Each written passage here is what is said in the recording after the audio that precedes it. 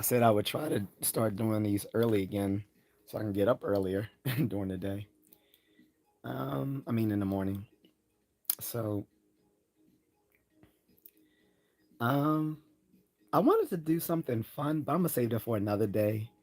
I wanted to cover something that I meant to cover last week, but I had originally scheduled this live stream for September 11th, and I realized I didn't want to cover this on September 11th. That's why I let it stew for a minute. And I, hmm, I wanted to cover this because it, crosses into some of my academic background again, just like yesterday, kind of crossed into my academic background again. Apologies for anyone in the live stream where I lost connection for like almost a half an hour. Um, but to lighten the mood, I'm playing some Annie music in the background. Annie music is anime music, short for anime music. But at least I thought it. Well, yes, it's Annie music. Just less popular stuff. I thought it was gonna be Annie music covered from like my favorite animes, but I've played that so many times. I wanted to try a different mix here on YouTube, so that's what I'm doing. And so the topic for this is and what's up to everyone just coming into the live stream? How are you? Um, so this topic is on the bystander effect, aka the multiple bystander effect, um, as well as apathy and that sort of thing in the news lately with a lot of tragic uh, deaths. Not just with Charlie Kirk, but we're going to talk about, I mean, I don't want to get into specifics of all those folks since I'm sure there's still open investigations and the perpetrators have to be qualified with alleged suspect, alleged shooter, alleged perpetrator. So, um, but I wanted to get on like from when it started like 2 weeks ago with the shooting of Irina Zarutska. Beautiful Ukrainian girl. She's the type that passport bros like myself would go for if I were still single.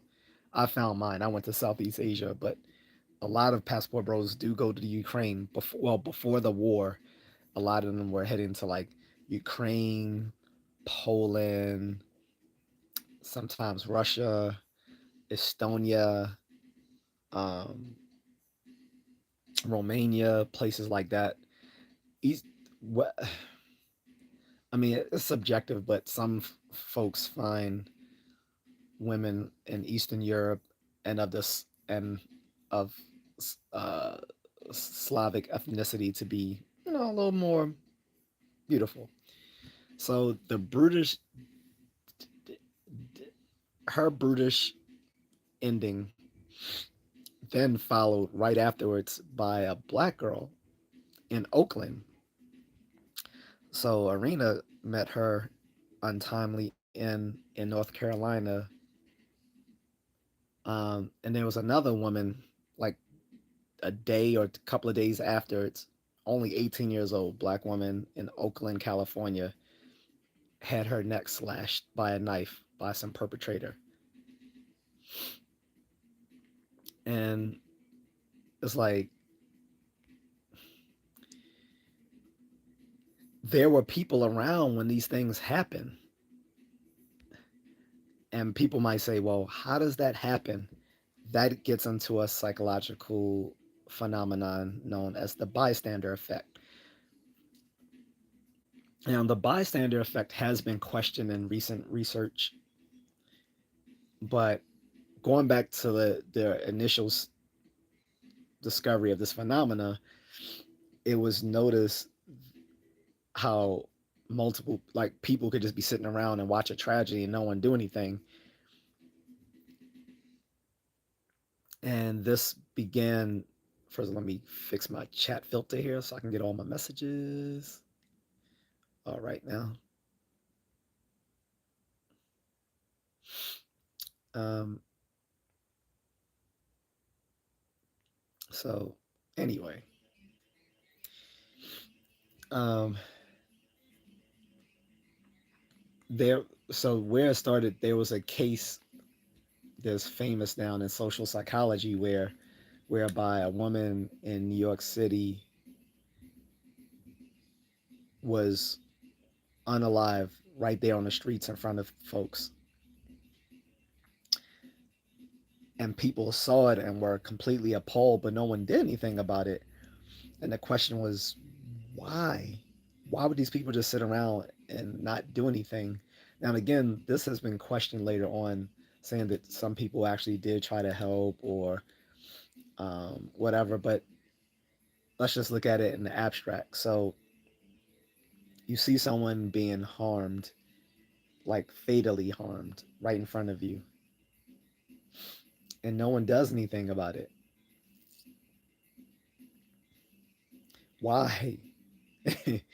And so this woman in New York, this happened, and it was the the the thought at the time, looking at the evidence, was that it wasn't that people didn't care or that people weren't shocked by it, but what happens was there was a diffusion of responsibility amongst the crowd, whereas everyone else was waiting for someone to do something.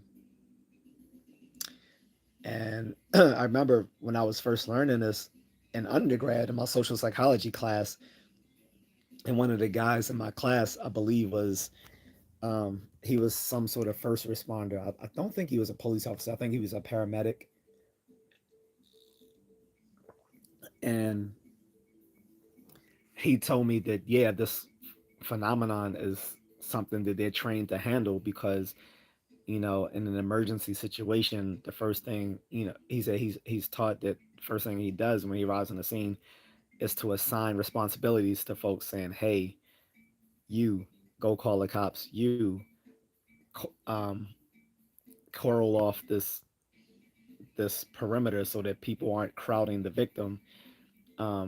You go, you know, can you try to give this person administer CPR or something like that? So this is what they do. They, as a first responder, like they know when they arrive on a scene and there's a victim and there's a bunch of people hanging around the scene to basically get the situation under control so it doesn't just become a mob. Like you assign responsibility to these folks. And so that kind of just buttresses the bystander effect phenomenon again, which is um, that people will just sit around and see something bad happen and not do anything about it. Now, in the case of Irina Zarutska, the situation seems more callous because it wasn't just people were watching, they were completely oblivious, which is bad for a couple of reasons. For one, that meant any of them could have been a victim because they all got their heads staring into their phones like this, just staring into their phone. And because this guy just, I think a lot of us saw the footage of her demise, right, where the guy just, this schizophrenic nutball, just jumps up from the back and slices her throat before she has time to react and stabs her up or whatever. And unlike the thing with Nia Wilson, who was, which was a similar situation, she had her neck slashed by a guy on the BART transit system in Oakland. It's like this was caught on video with Arena, and you just see these people sitting there not doing anything. It's like, what the heck is wrong with these people? And so I saw one person come into their defense, um, Robbie Suave off of The Hill. He also does stuff with Reason TV. Reason TV is a outgrowth of Reason magazine, which is a libertarian magazine that focuses on uh, both libertarian ideology and skepticism. Um, but he was like, stop blaming these people. Like he's like, I would be the same way. I would be on my phone, not knowing what's going on until afterwards. But the criticism still stands because even because after people saw she was victimized and that she was, she hollered in pain and all that, and then the guy just walked off with blood dripping off his knife. Like no one, someone should have tackled him. And I predicted this last year. I said this is going to be the Daniel Penny effect, that people are going to be afraid to confront people who are assaulting folks because they don't want to then be prosecuted for just being the hero. Like I said, what works in comic books doesn't work in real life. Often when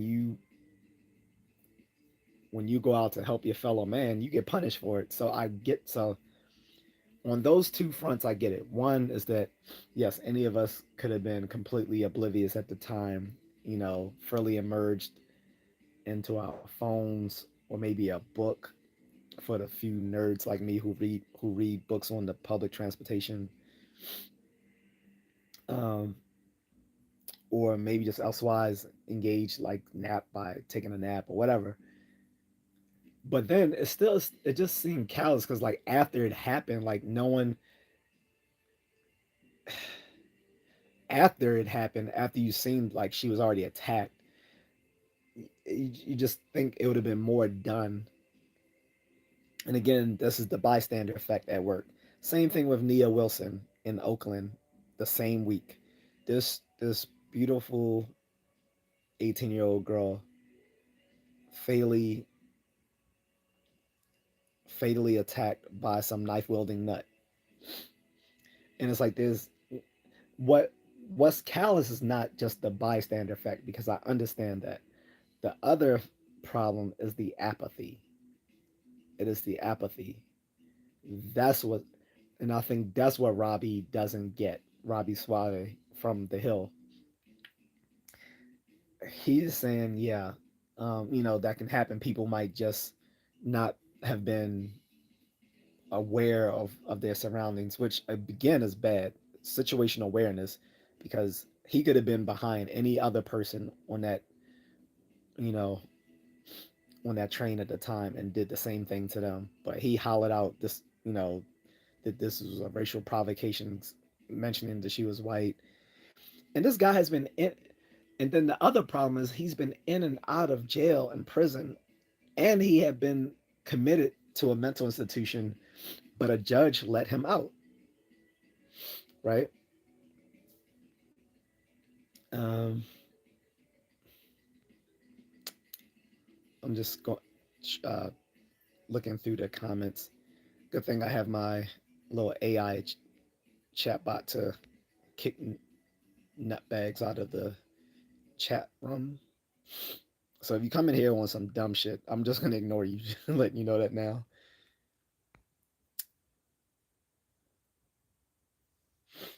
So in any case, I mean, what do you guys thoughts of it? I see everyone saying everything. I don't see anyone actually pertaining sticking with my actual topic in the chat room. That's why I'm ignoring everyone. Unless you're addressing the content of my stream, I'm not going to acknowledge you unless you're putting something down on the super chat. You gotta put something down on the super chat or something down on the super thing. So I'm not going to acknowledge you unless you're contributing to the actual conversation. Okay, contribute to the conversation. Or if you want to talk about something else, drop it in the form of a super chat. I'm not going to acknowledge questions that don't have anything to do with my content unless you drop it in the super chat. Um, so the topic is the bystander effect and apathy in the recent tragedies in the news and the need for involuntary commitment, which I haven't gotten to yet. um, so, like I said, there was Irina Zarutska, there was Nia Wilson, then there was also these three Ethiopian sisters. So these girls immigrated here, three pretty Ethiopian girls, sisters, and they were unalived by some nut who had an obsession with one of them. He ended up un, ending all three of their lives, and then, like the coward that he is, then he ended his own life once the police came. Thank you for the super chat, brother. I mean, for the super gif there.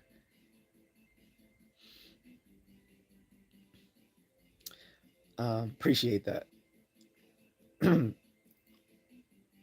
Oh, and you asked me that time there here, right? It's five. Wait, sorry, I'm saying 9:21 p.m. Eastern Standard Time. So I don't know what part of the world you're in, but here Eastern Standard Time is 9:21.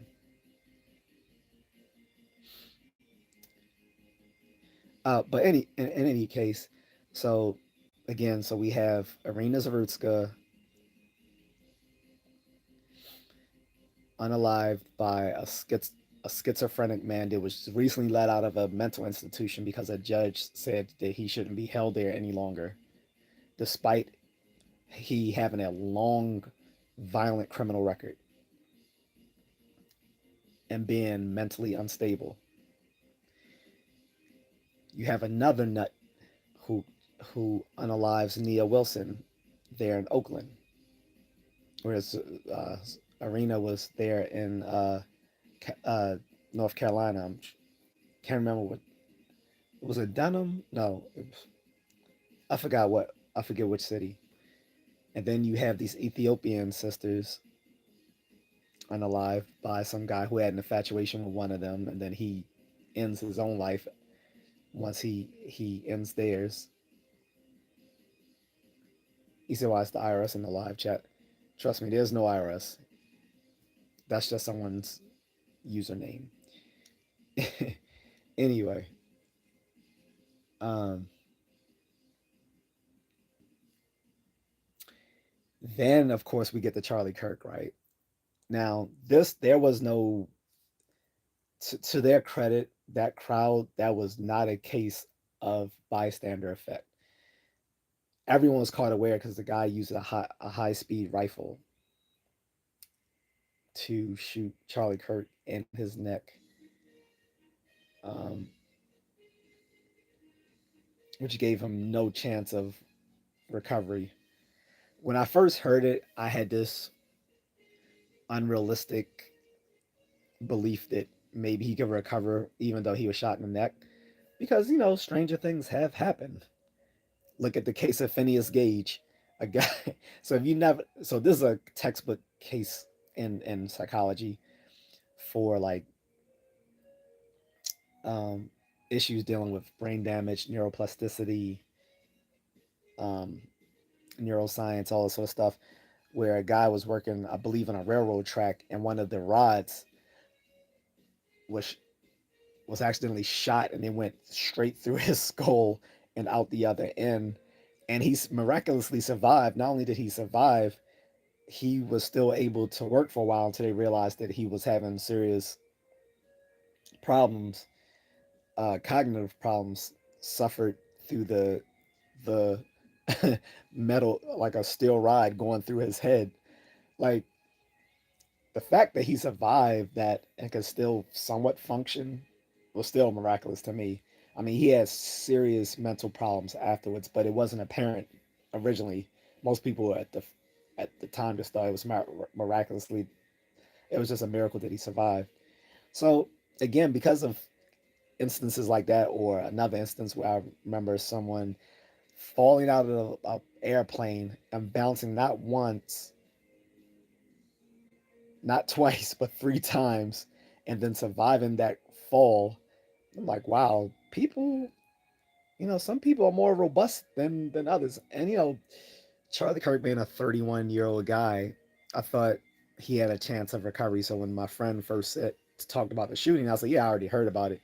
He's like, yeah, but he's probably dead. I'm like, yeah, he's not. That hasn't been reported yet. He's like, yeah, but he's not going to survive that. I'm like, yeah, we don't know that yet. So in any case,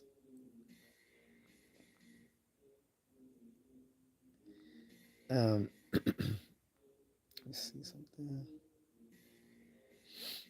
Yeah. So in any case,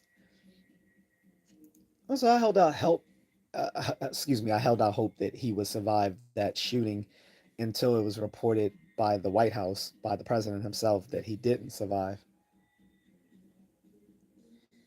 And th- so this wasn't a case where I'm talking about bystander effect, but this is more about the apathy, the complete the the complete apathy for that man's death because you didn't like his beliefs is just incredible. Mind you, he was not a politician, so because I a guy that I really like, who's an up and coming YouTuber called Ask a Brother. He's a clinical psychologist who's in the red pill space, and he made the analogy between someone being unalived who galvanizes people with hateful speech to Hitler. And I'm like, dude, if you gotta automatically go from Charlie Kirk to Hitler, I'm not listening to this argument because that is so extreme. And like I said, it is a open, it is a open, it is a well known phenomena in social media, um, that whenever people get to an argument, it's only a matter of time before someone brings out the Nazi or Hitler reference. But he went straight to that. And I was like, Charlie Kirk and Hitler are not the same because he was saying that he could galvanize people with his speech or whatever, whatever. I'm like, it's not the same. I was like, he was just a political commentator. Adolf Hitler was the German chancellor. So he wielded, so he didn't just persuade people with his words. He held political and military power to enforce his will. Charlie Kirk did not have that. So it's very disanalogous, and I found it a disingenuous conversation that Ask a Brother was holding. But otherwise, I really like the guy. Hope he's doing well in his endeavors, because we don't have a lot of black male psychologists who are on these that are here in the red pill online that can give articulate and persuasive arguments for the red pill. The last person we had like that was Kevin Samuels, but he wasn't someone trained in in the mental health field, so he was a little bit more brusque with people, whereas Ask a Brother knows how to use that clinical talk with people. Um,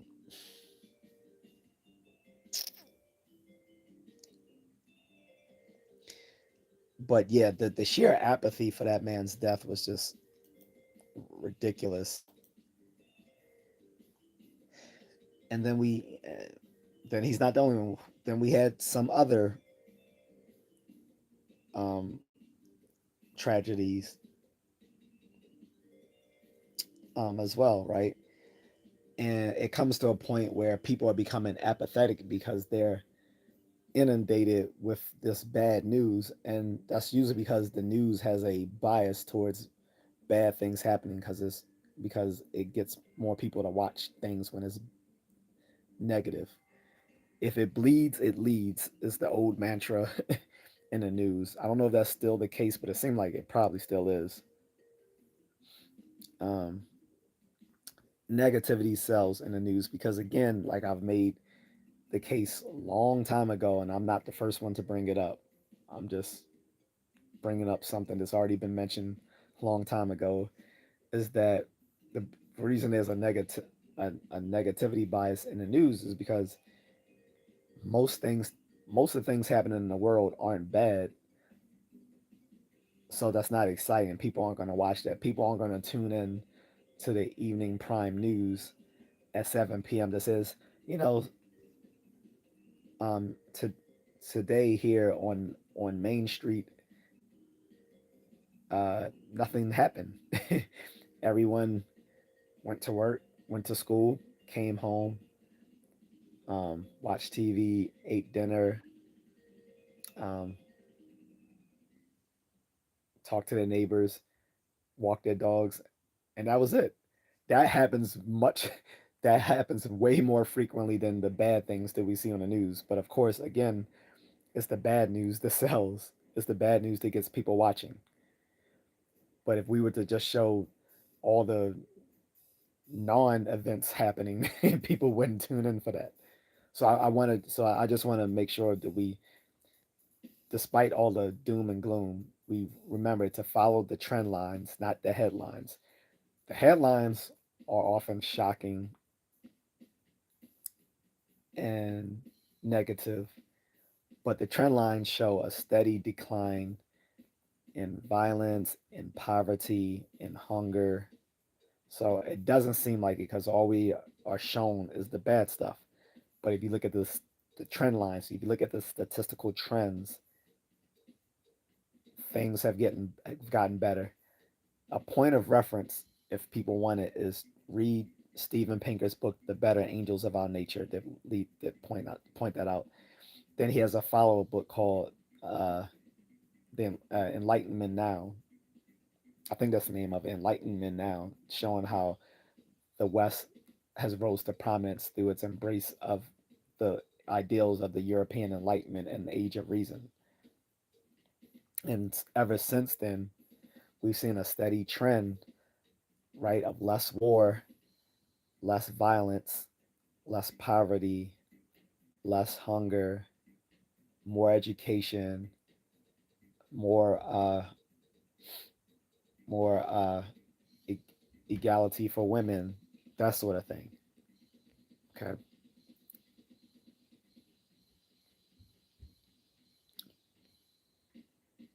but now that I've said that, let's get back to the negative stuff because that's what we're here for. um, uh, Mr. I Hate Life says, Unc, I sub. Charlie was a good person, didn't deserve that, and thank you for speaking on it. Oh, check out my shorts when you get a chance. I don't want to use your full name because it's a little bad, but IH IHL. I'm gonna just say IHL. IHL. Check out the short. I've been doing shorts probably since last week on the matter, so I've made my views pretty pretty clear on Charlie Kirk's tragic shooting. And like I said, you don't even have to agree with him to sympathize with him. And again, I've attacked people who say, well, we shouldn't because he didn't believe in empathy. And I show how that's just a disingenuous argument for people who are interested. And we can talk about it here too if people want to ask me about it.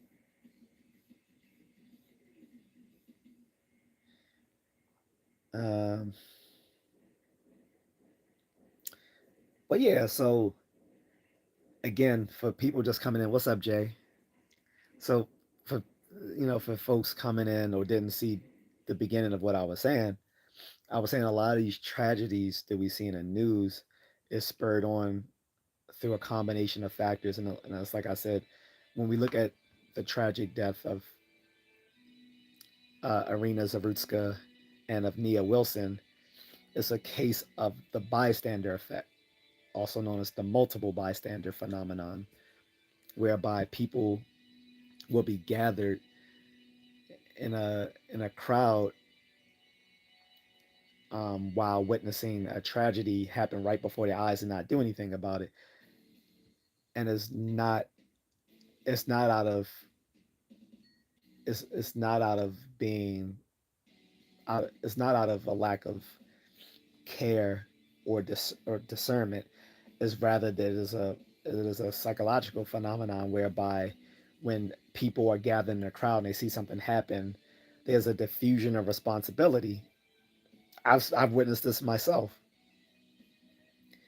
Um, I've seen a person die and no one did anything about it, but this was different. I think some people think he deserved it. He was a thief who was stealing from people, and he got confronted by one of the guys who caught him stealing, and the guy hit him so hard. He hit him with a Debo punch.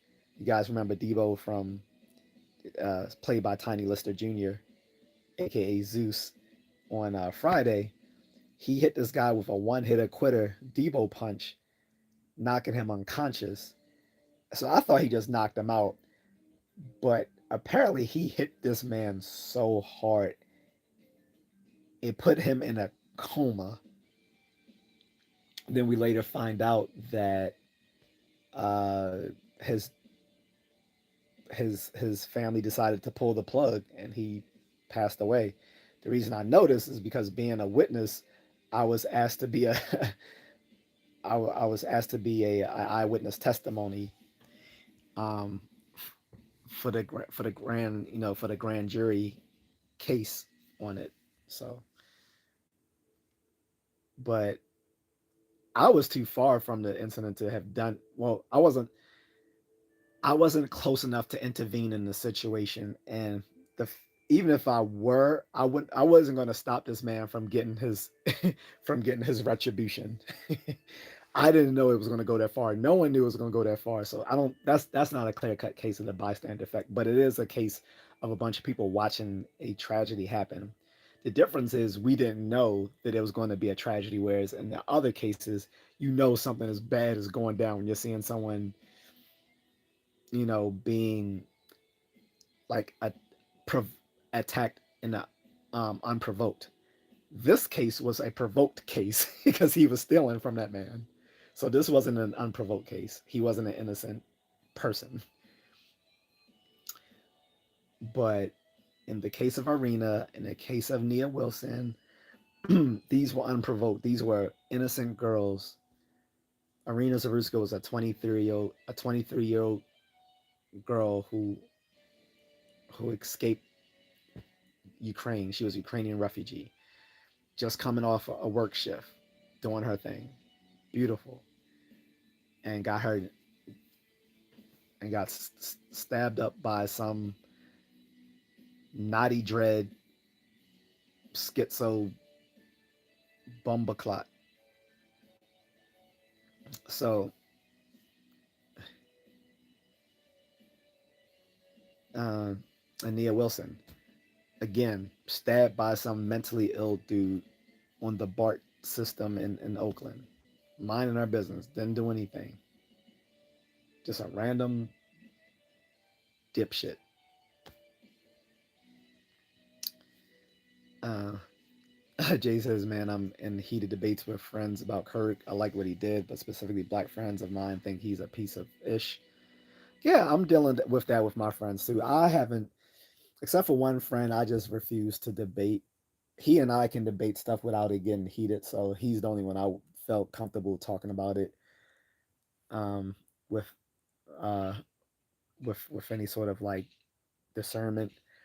Other than that, I'll kind of let my views be heard through here on my YouTube channel and a little bit on my personal Facebook. But on my personal Facebook, I still kind of not gonna put everything out there that I think. Instead, I'll just reshare things that kind of express what I think about the situation. But yeah, I mean, my like then I hear a bunch of black people calling him a white supremacist. He was not a white supremacist. It's like people. It's like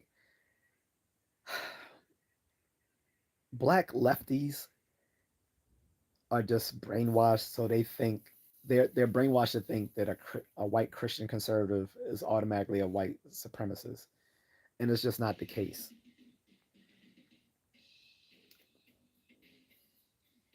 And I share many of his views. Of course, I've had black people try to call me a white supremacist. I'm like, yeah, that doesn't work. One, I'm not white. Two, define white supremacy without it being circular or a bit of special pleading. Two, um, you can utterly disagree with what he thinks and still realize that that's not something that should happen. With a person coming into the chat room not using English, um, would like you to express whatever you got to say in English. If you're insulting me, say it with your chest. Say it in English. If you're just saying hello, whatever, again, for the whole chat room, probably should express it in English. Um, but oh, thank you. What's up? Unfortunately, I don't have a translate button on a live stream, so I can't translate things. So it's not just for me; it's for the rest of the chat room. I know there's only three people in here right now, but people do watch it on replay, and sometimes when people watch it on replay, they can also bring up the chat room too, so they can see what the conversation is doing.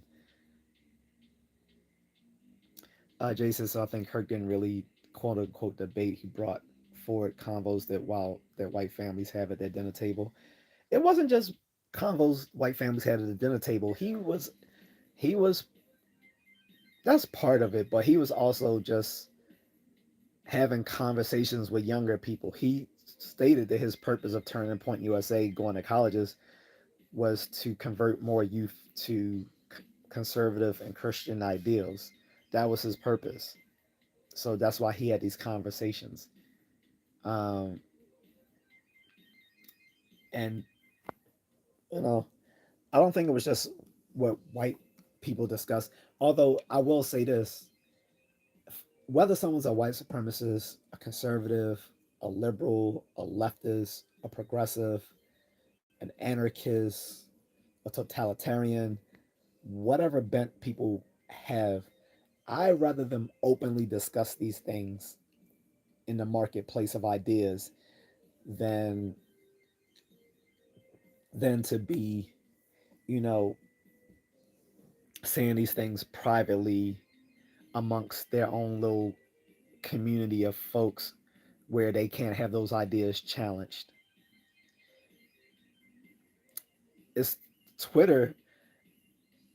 There, places in the dark web and even some parts of Twitter have gotten that bad where you have these, you do have people on the fringe right and and on the and on the radical left that gather in these online communities where they just reinforce each other's irrational beliefs and ideas.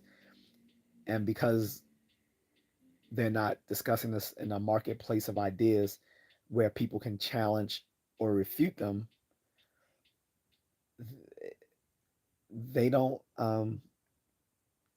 It it it, it breeds a sort of maladaptive behavior that comes along with these thoughts. Originally, it was thought that the shooter of Charlie Kirk was someone who was quote unquote ultra maga, more right than Charlie Kirk, who didn't think he was right enough, and that was just bullshit. It turns out, yes, his family was conservative. His family was MAGA. His family were all gun-toting conservatives, but he himself seemed left of his family. And I made this case on one of my YouTube shorts several days ago that you can't identify that man with the family that he came from because it doesn't that that's not necessarily the case that he will share their views. Because I said, look at me, case case in point. If you only look, if you were to examine like my behavior based on my family, it wouldn't mesh because my family is very Christian, very pro-black. Uh, what else? I mean, they're moderate, but they tend to be very pro-black. They're very Christian, very matriarchal because the black community is a matriarchal sort of community. And I'm not any of these things. I'm, I am anti-feminist. I am atheist, and I am conservative in many of my views. Although I wouldn't say I'm a conservative, I'm a classical liberal. But a classical liberal is very similar to, say, like a conservative or maybe a libertarian, even more so. And so, and I detest the toxicity of the black community. I want to have nothing to do with it. So if you were to judge me by my family, it wouldn't add up, and it doesn't add up with this guy. You find out that he had a boyfriend who was be, transitioning to become a transgender woman, and he basically left letters on, like, a little. Some people have said, well, it's a little bit too convenient that he wrote these letters out about his beliefs and all this sort of stuff. I'm like, how isn't it? Often it is the case that people will express how they feel and what they believe on certain things before they act out upon them. Thoughts beget behavior.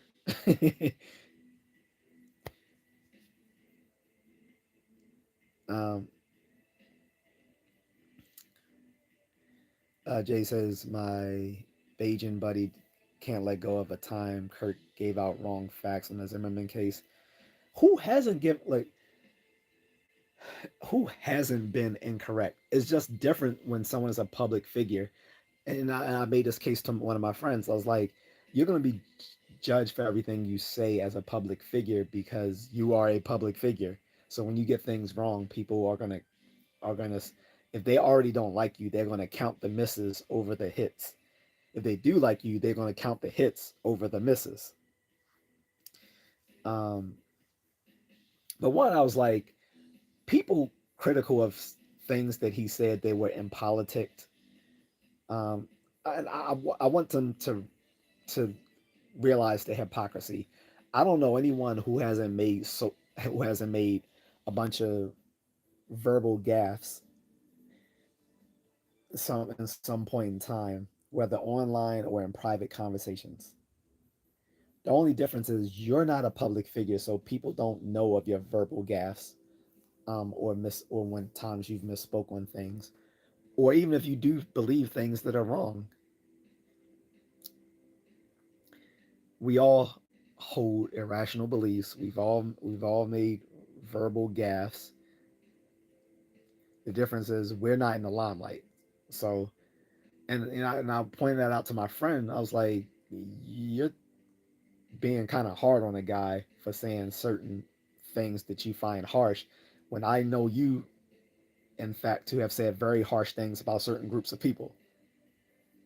Now, I myself am not immune from that. I have said very impolitic things about other groups of people, but I have never said things that were, let's say, violent towards groups of people. I've said things to the fact that I don't like certain folks, or made fun of certain stereotypes about them, but I have not gone so far as to say that a certain, some groups of people deserve death, or something of that nature. Imagine saying something like that and being a public figure, right? But he's not. This is in a private conversation, so it doesn't go beyond that. And like, yeah, as I've told people, I don't agree with everything Charlie Kirk has said. I've disagreed with him on his stance that college is a scam. I disagree with him that everyone should, have a family, stuff like that. But I agree with him on a lot more things then I disagree with him on, and even if I did utterly disagree with him on every single thing, I would not gloat about the man's death. I would not say it should have happened sooner or say that it should happen to more people like of his ilk. That is just inhumane.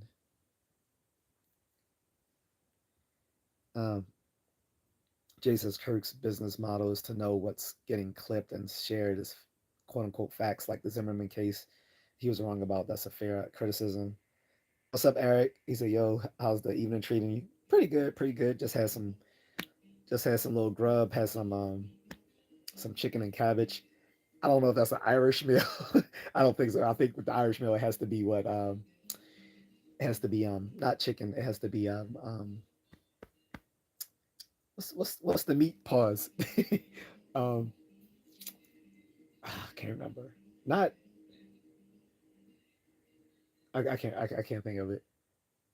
Lamb for an Irish meal? Yeah, yeah. Lamb chop would be bomb right now. I'm not gonna even hold you. Yeah, lamb chop would be good right now. Some fried lamb chops, forget about it. No, but I wasn't talking about lamb chop. I'm talking about what's the thing that a lot of people eat on St. Patty's Day is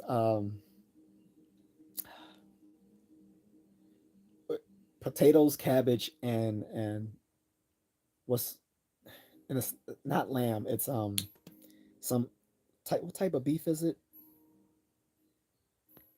That's what I was thinking about. I'm because I'm probably still hungry. That's what I'm thinking about it. Um, and I remember I even had it at this Irish pub years ago down on Fells Point in Baltimore.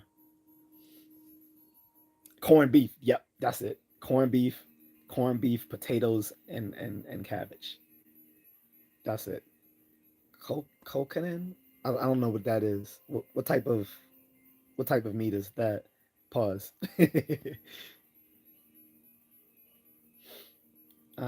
But yeah, I was thinking about corned beef though. That is bomb. I shouldn't wait till like St. Patty's Day to have that, but usually that's the only time I have it. There's a few decent Irish pubs in my neighborhood, so maybe I can do that. I don't have to go wait till St. Patty's Day and go downtown Baltimore to do that. Or I could just just eat it at home too.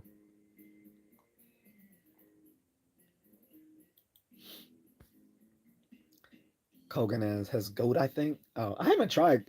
I, I'm still not sure. I think I've tried goat, but I can't tell because I think it was mixed with I think it was mixed with lamb. I was at this one night. I was at the nightclub in DC when me and my I miss my old Indian buddy Mark. Shout out to Mark if he ever watches this. My old best friend, Indian guy named Mark. We went to this nightclub, and in part of the club, it seemed like they had a separate thing going on, like some sort of event.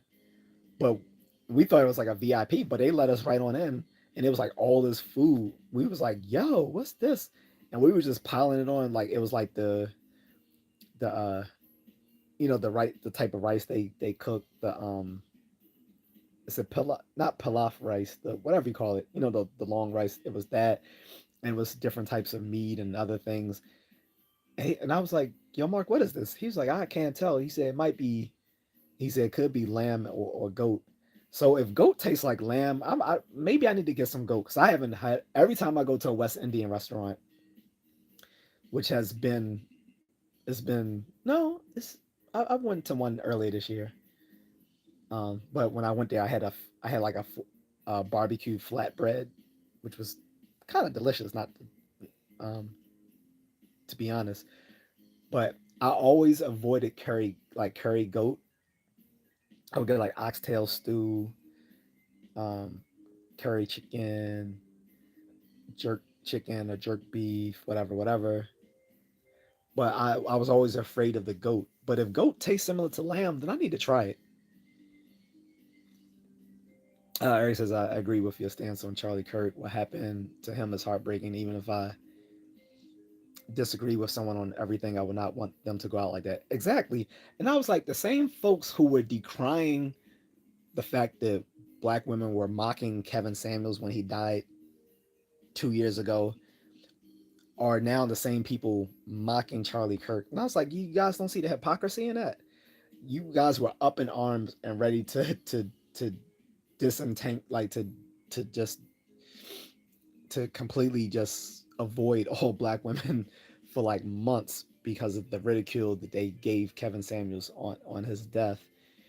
And you guys are doing the same thing to Charlie Kirk. Now, my friend, he didn't gloat about it. He said he was indifferent, but on many of his social media posts, it was obvious that he wasn't completely indifferent. He thought it was justified. But, and it's like political violence is never justified because political violence leads to an erosion of democracy. Like if like I said, so I'm if we abstract away from just the individual tragedy of Charlie Kirk and other people, by the way, it's still the fact that political violence isn't a solution to people with whom you disagree because violence begets violence. You're like, which erodes democracy. Democracy is built on reason, right? On the open exchange of ideas, on political freedom. Once you use violence to silence people with whom you disagree, you're eroding democracy. Not only that, it's shown that people, not just on the fringe right, but on the radical left, both have a capacity for violence when they cannot when they cannot use logic and reason to bolster their irrational views. Like a lot of these people hold irrational views, which they cannot then support through um, a rational defense and support and with evidence to their beliefs. So they immediately go to either trying to silence someone, or when that doesn't work, they go to violence. And a lot of these folks, and I was saying this also in one of my YouTube shorts, people think that the fringe right are the only ones who have the capacity for political violence. No, I was like, radicals on either side have the capacity for violence. It is often the case that what people think is the fringe right actually is the left. When you look at certain radical movements in the past, these were leftists, not people on the right. It becomes convenient after the fact through an ad hoc explanation that we then shift these folks into the fringe right when they were clearly on the left. People who are like radical social anarchists, um, uh, uh, these communists, totalitarians, and I want to make it clear: totalitarian. You have a version of totalitarianism both on the left and on the right. So when people can't defend their views and when they are already suffering from mental illness, this is what they do. Anyone who who who supports gender ideology is supporting something that's irrational. Gender ideology is rationally incoherent, and I don't care if people get mad at me for saying it. I'm on the case. I'm always going to be on the side of reason. It is gender ideology is rationally incoherent. That's not to say that we can't care about those people who embrace those ideas or practice certain elements of gender ideology, but their ideology is rationally incoherent. And so it makes sense that in the face of not being able to rationally defend and um, give evidence for your ideas, what you will do instead will just simply vilify anyone who disagrees with you, which leads to either trying to silence them or cancel them, or um, using violence as the ultimate arbiter, and that's that's not something that we can consistently do and have a a, a harmonious society. I just said, yeah, I wish there were more Charlie Kirks.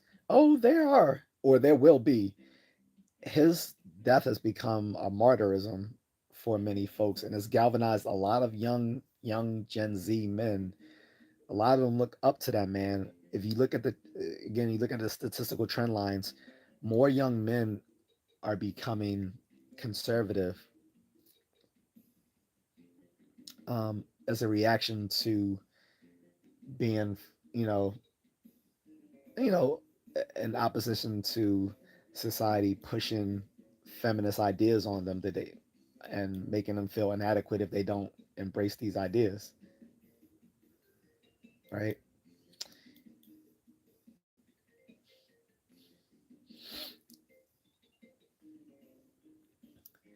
Eric's goat is a little more gamey, but if it's tenderized, it's so good. See, that's what I was scared of. I was thinking the goat is going to taste a little bit more gamey than lamb, but the, is the flavor the same, or is it?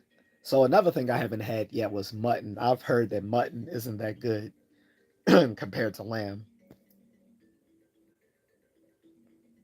which is funny because that seems like the opposite when it comes to beef, right? With beef and veal, like when it comes to beef and veal, I prefer beef over veal, but veal is tasty. I know I'm a monster for eating veal, sorry, but yeah, I've had fried veal chops, delicious, but still, I still think steak is better. So I'm wondering if mutton is sort of the same, where it's a different texture and taste to lamb. Anyway, get back. Um, Jay says maybe you should travel campuses and have this discussion. Yeah, I'm not. I don't have security like Charlie Kirk. I don't. And mind you, he had security, and this still happened to him. What's going to happen to a nobody like me? I don't have any personal security. I can fight. I can fight, but I can't deflect high speed bullets. I'm not Bruce Leroy. I'm not Bruce Leroy. I can't. I can't catch bullets in my teeth. Bullets in his teeth. Let me stop. But no. In all seriousness, though, if any college campus would let someone with like me who has no platform talk, I would talk on a college campus, especially if I'm getting paid for it. I would come to any campus and do a paid speech, but I would be more cagey about it.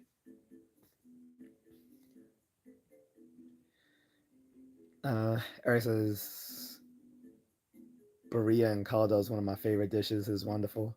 Now I'm gonna have to look that up because I haven't heard of that. I'm I'm actually gonna type that up right now. What that is. Berea sounds like something dealing with rice. If I'm not, am I not mistaken? Is that right? It just sounds like something good.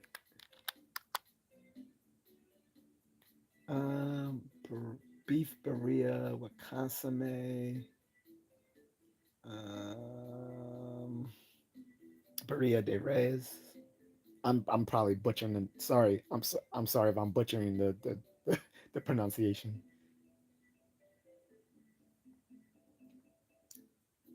So Berea caldo is a wonderful traditional Mexican dish originally made with goat meat, but also made with beef, veal, lamb, or pork. It can be served as a stew or as a taco filling.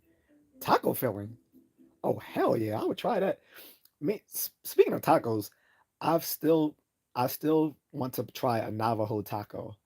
I need to go to I think they serve them at the Smithsonian Indian Museum, the American Indian Museum of the Smithsonian. They have a whole restaurant in the American Indian Museum for authentic Native American dishes from different regions of North America. So from the Southwest, you have Southwest dishes like the the uh, the Navajo taco, which is not a which can sound naughty, but you know, that probably would be good too. I'm not gonna lie, but no, but no, the food sounds yummy. And I meant to. The last time I was at the American Indian Museum was unfortunately a very very long time ago, and I never got any food while I was there.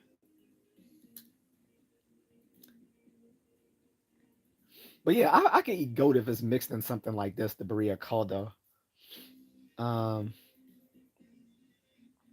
it's like it's just like so. I don't like venison, but the way my father would mix it in chili, I could eat it. It was so delicious. Like he puts it in chili and he mixes it with beef, bacon, and hot dogs in this chili. So it is good, and it's literally the only way I will eat venison because I do not like the taste of venison.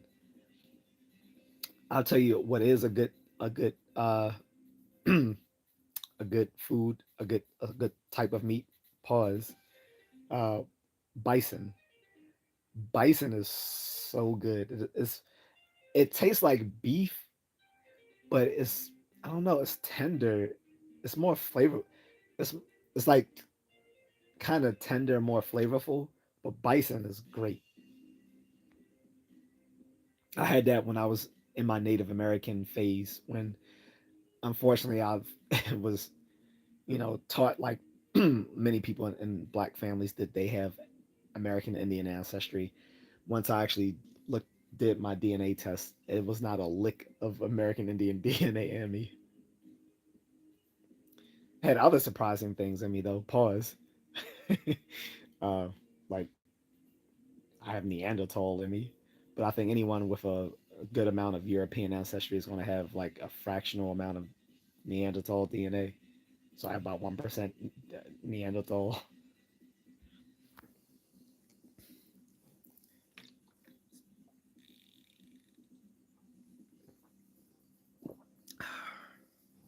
Also, apparently, I have some Afro Latino ancestry. Didn't know that. I have, yeah, I have some Afro Latino ancestry.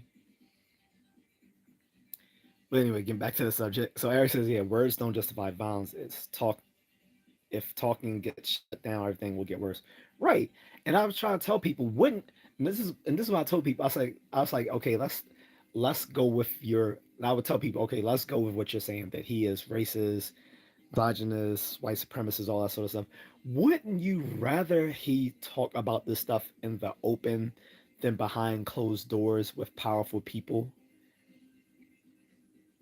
Wouldn't you rather him talk with this amongst the general population with young people who can challenge him on his ideas and on social media where it can be spread and where other people can disagree, agree, refute the ideas, then spread on to others um, ad infinitum, then have people talking about these behind closed doors, and these be the same people who are in the deep state or in positions of positions of affluence that could affect your daily lives. Wouldn't you rather these people be open and adamant about what they believe, even if it's wrong, than to be doing it behind closed doors where it can't be challenged, where these beliefs can fester and become more radicalized? And people don't see that. Um, and again, it's been a case, especially in higher academia, where people these these these these kids, because they had helicopter parents who wouldn't let them explore. See, I'm Gen X. I think the fact that we got to be basically like wild children, just doing whatever, as long as we were back by the time it got dark. Like we weren't sheltered, and we had to deal with people who didn't think the way we did, who didn't behave the way we did. but a lot of uh, millennials, the younger millennials, not the older millennials grew up similar to Gen X, but the younger millennials and Gen Z and now Gen Alpha, a lot of these kids aren't free to just go out and explore, do whatever. Like it is now like a parent today would be considered a negligent parent if they would just allow their kid just to roam around the streets and go outside doing whatever they want. But that's how we were. That's how every previous generation was up until like millennials. Like we were out and about with this helicopter parenting, and some parents wouldn't mind their kids going out and just doing whatever, but they feel the social pressure that they are going to be considered a negligent parent if they do so. So these kids are sheltered. They don't know. They haven't learned how to deal with adversity, whether adversity of ideas, adversity of behavior, like such as like dealing with bullies, stuff like that, dealing with problematic people or adults. And so they come into higher academia in that same vein, needing safe spaces and trigger warnings on lectures that talk about stuff that they might find shocking. You were supposed to have your beliefs challenged in college. You weren't supposed to have your beliefs coddled in college. You were supposed to have them challenged. That was one of the main. That was one of the purposes of higher academia. It wasn't just higher academia wasn't supposed to be a vocational school where you just get a degree to credential you to be certified for a job. It was meant to make people more erudite because historically college had been an institution for the privileged anyway, so they didn't need credentials to they didn't need the credentialism to go on to get a job unless they were like people seeking professional jobs such as like a lawyer or doctor or engineer. Outside of stuff like that, historically college had just been the institution for the privileged to become more erudite, to be a status symbol. And we lose some of that by trying to turn college into by having a trade school mindset on college where now it's just about getting the degree so they were credentialed to go on to get a job. Like, eh. And so this is why I disagree with Charlie Kirk when he was talking about college as a scam, but that's an aside for another day. Um, but yeah, in academia, they're coddled. They're given safe spaces. They're given trigger warnings on controversial lecture topics. And these people grow up believing that when you challenge their beliefs, that is tantamount to violence, particularly in the LGBTQ community. If you challenge people, not if you you don't even have to challenge them. I'm sorry, you don't even have to challenge them. You could just simply say, "Yeah, I don't agree with that," and they consider that violence. Oh, you wish violence on my group? How? Because you say you disagree with us. If you say you disagree with us, that leads to people wanting to harm us. How? Like, whenever people say irrational things, ask them by what if you question them by what mechanism it leads to these ludicrous outcomes. They don't have an answer. They don't have an answer. If you ask them, how does me simply disagreeing with you lead to physical violence? Either either they're gonna stumble and stutter and just come up with something circular, some sort of circular logic, or they're gonna or they're gonna change they're gonna start equivocating and start using different meanings of violence. They're gonna shift from like physical violence to social violence or e- emotional abuse. We're talking about you have low emotional intelligence and stuff like this. they can't answer the question because they know that thoughts thoughts and free speech don't necessarily lead to violence. there has to be there has to be something in between, which is what she said. But anyway, um, Eric says we need discourse. Our ideas and beliefs need to be challenged so they can be refined. Exactly. Like Willard Van Orman Quine said, in the light of you know in the light of evidence, any claim can be questioned, doubted, challenged, modified, or refuted.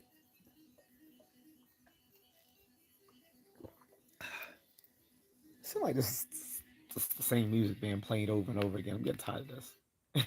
I want a real anime music.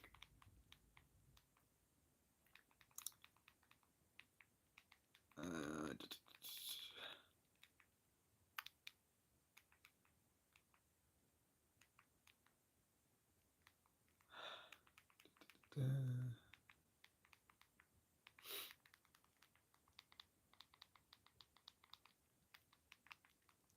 Sorry. Um, Eric says the reason lamb is good is and tender is because it's a juvenile. uh, we we should be careful how we should be careful in the phrasing of that. He said goats are usually full grown when slaughtered, so the taste isn't much different, but texture is, and goat needs a little more time to marinate and tenderize. I see. My point was that it seems the opposite with beef, where I mean, I guess it's subjective, but to me, I think beef, which is a mature cow, right, a mature animal, uh, their meat is actually I find more tasty than veal, which is a juvenile cow.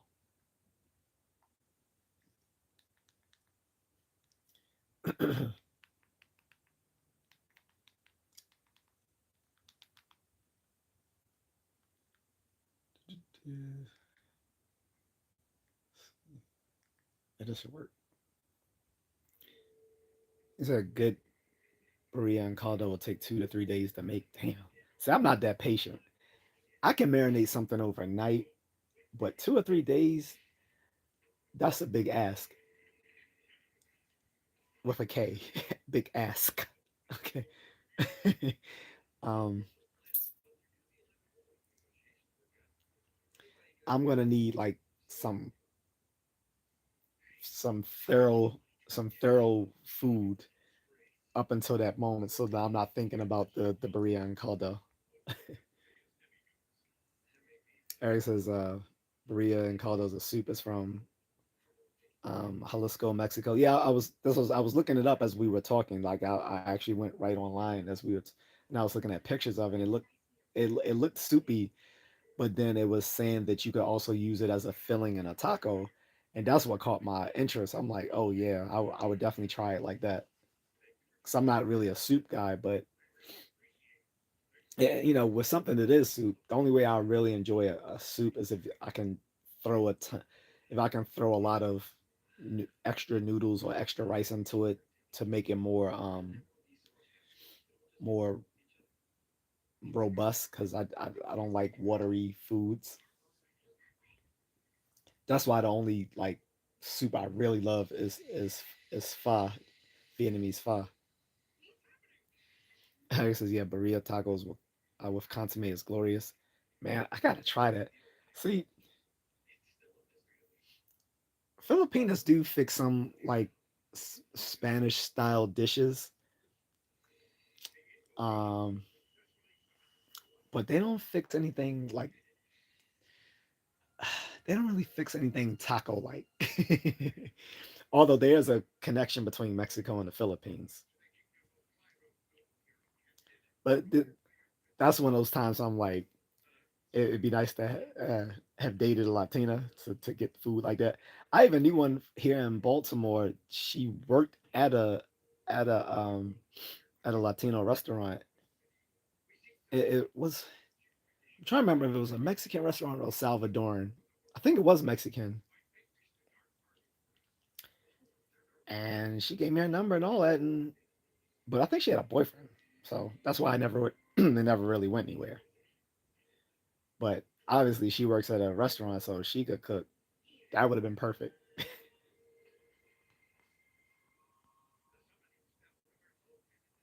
Um, Eric says the consomme tenderizes and marinates the goat meat so perfectly it falls apart when you touch it, melts in your mouth. Man, I want some right now. Yeah, yeah. In that case, I would probably. That sounds like a way I would try goat. I don't.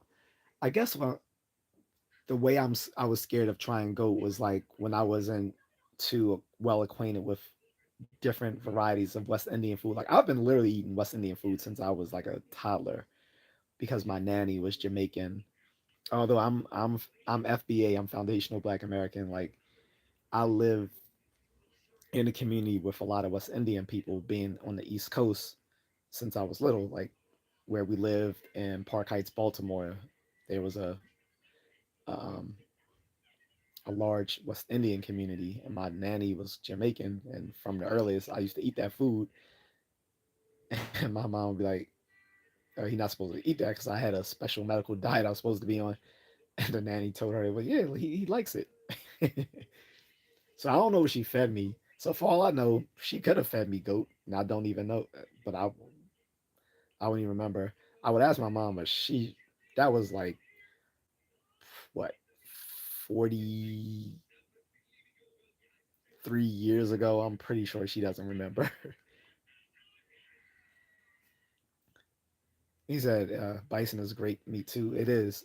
Bison is really good, and you can get it. What's the hamburger place that you can fix your own burger? That's I think that's Fuddruckers, right? If it's Fuddruckers, I remember my boss and we went there and he treated me. I miss the guy. He was really cool. He's had some medical setbacks, but I need to get in touch with him to see what's up with him. Um, but yeah, he like so he he treated us for at Fuddruckers, and we both got bison. I don't know. I think it was my idea, and he just decided to get the same thing I got. We got some bison burgers, way better than beef. Like it's like beef but better. It's like it was like beef that was fixed by elves instead of humans. The bison was just so much better, and it was like I could really see why uh, American Indians love their bison. He said, "I have Neanderthal DNA. I'm half Irish. I'm not surprised there. Yeah, I'm like 19% European, about 1% Neanderthal, and like I said, the European I have it's mostly Western European, but I do have um, some European from the Iberian Peninsula, which means either um, Spain or Portugal, or probably both. So, I mean, anyone with a substantial amount of European DNA is going to have Neanderthal DNA, just like anyone with uh, a significant amount of East Asian DNA is going to have denosivin in them. That was also a pre-modern human group. But unlike Neanderthals, we really don't know what they look like because we don't have enough from the fossil record to gather what they actually look like. Unlike Neanderthals, we have enough fossils in the historical record to know what they look like. We don't know what the nocivins look like, other than like most early humans, they probably would have been like more muscular, big brow sort of thing. But other than that, we don't know anything what denosivans look like. But most East Asians probably have denosivin DNA, just like most people of European ancestry have Neanderthal DNA. It says I'm an early millennial. We were latchkey kids. Yeah, that's what I said. Like the older millennials were very similar to Gen X. It wasn't till the later the later millennials they were more, the softer the softer generation. These were the folks that were born uh in the in the early to mid 90s, right? Whereas I think the older millennials, the ones born in the early 80s, very similar in upbringing to Gen X. Latchkey kids, uh, pretty much were free roaming throughout the day, watched a lot of impressionable TV, played with toys. To kids today don't play with toys; they only want their devices.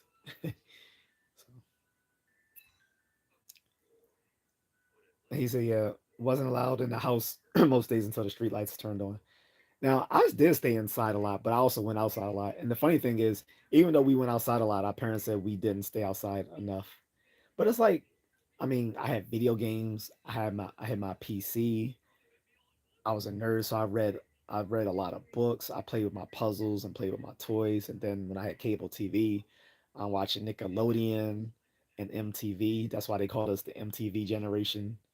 Us both like late, like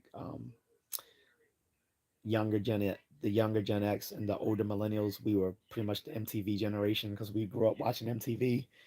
But despite that, still went outside a lot, and probably my parents had no idea where I was going half the time. Wouldn't cared.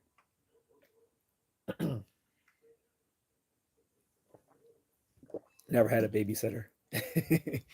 So Eric says parents always come, always go easier. Go also either work or some other function the kids don't know about. Yeah. Say erudite. He said that's a word I haven't heard in a long time. Yeah.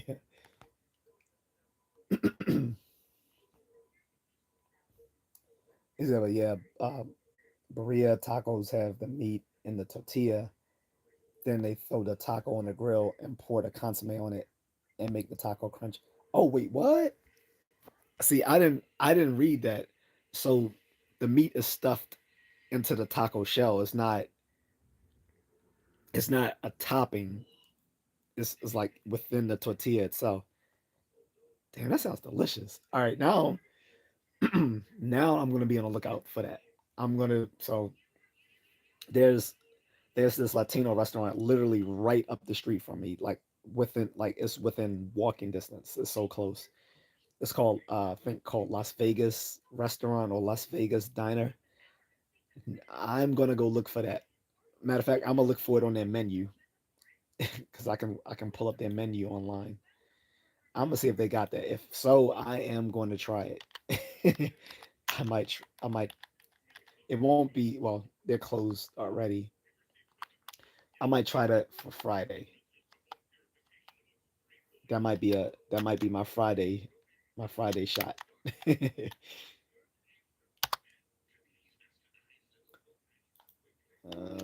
think it's called Las Vegas Restaurant.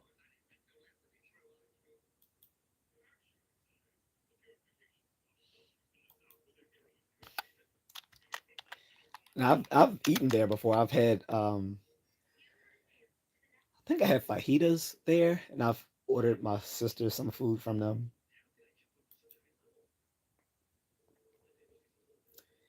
Um, Here it is, Las Vegas restaurant menu. Boom. Anyway, let me get back to the chat. Yeah, Eric says it's so good. He said then you can dig the taco and the consomme for more flavor. Eric says my grandpa used to make his version of burrito and caldo instead of goat. He would add greens and linguiça, which is similar to chorizo. Oh, okay, okay. I was about to ask what is that. He called it Holy Ghost soup. I loved it as a kid. Wow. All right, so it's just simply called Las Vegas Restaurant, but it's a Latino restaurant like literally up the street from me. I've been there. It's good food. The last time I was there though, we were gonna actually sit in the restaurant because usually every time I've eaten there, I've just had it as takeout food. But this uh, what is this was anime music. This is anime. Anyway, so they got soups, enchiladas. So the soup they have sopas de mariscos. I'm about to put on my glasses. Sorry. Soup, sopa de res, sopa de mandango. All right, put on my glasses here. Sorry about the nerd out, guys. Sorry. um, specialties.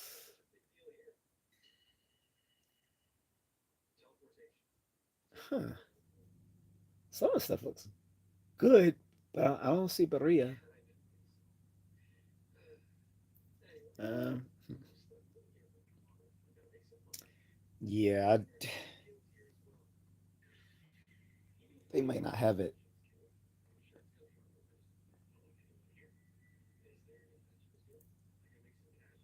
Wait, let me look under tacos. So, chicken taco, beef taco, grilled steak taco, grilled chicken taco, fish taco, tacos al carbon, tacos al pastor, shrimp tacos, vegetable tacos, quesadillas, lunch tacos, lunch enchilada, kids menu, side orders. I don't see birria,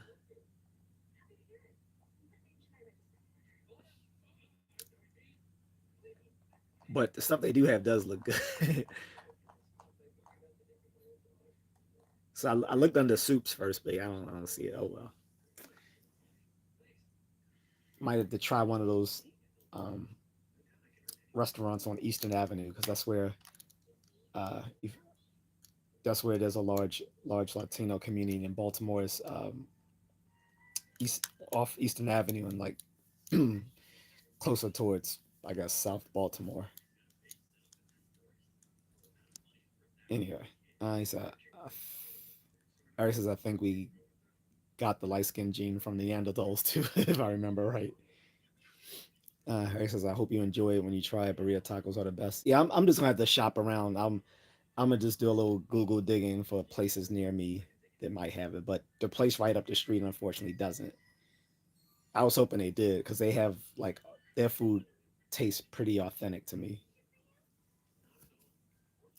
Jay says, "Have you heard of the paradox of tolerance?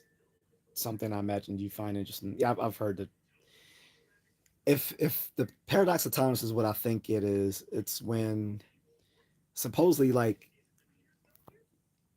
if you if you let fascists into the open marketplace, then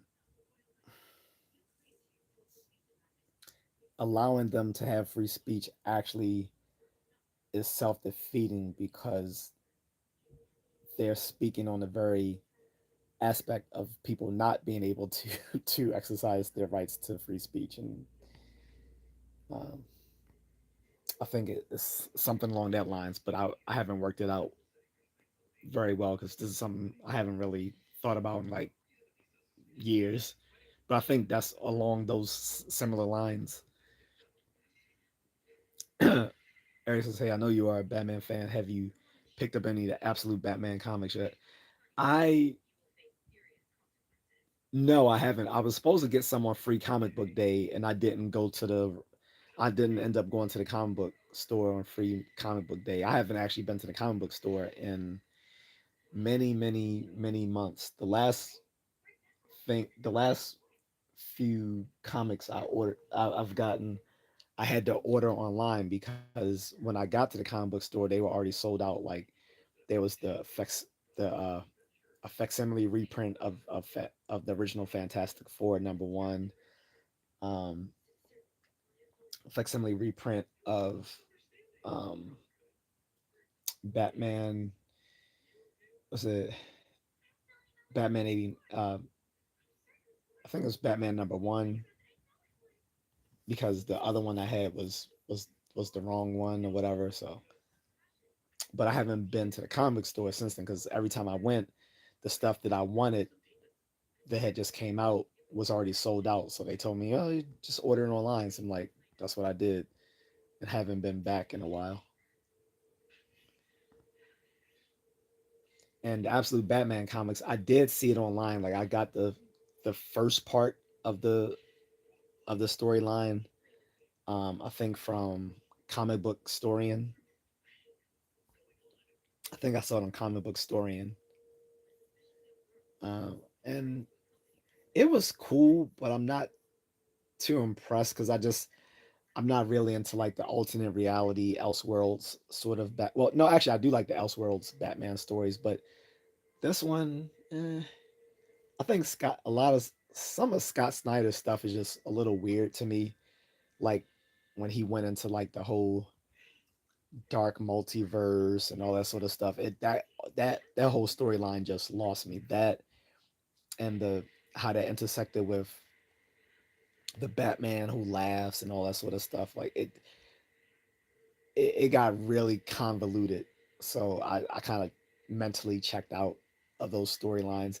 And Scott Snyder is the one who's now doing the absolute Batman comics. So I'm thinking it's going to get very convoluted very quickly, just like his other stuff he's done.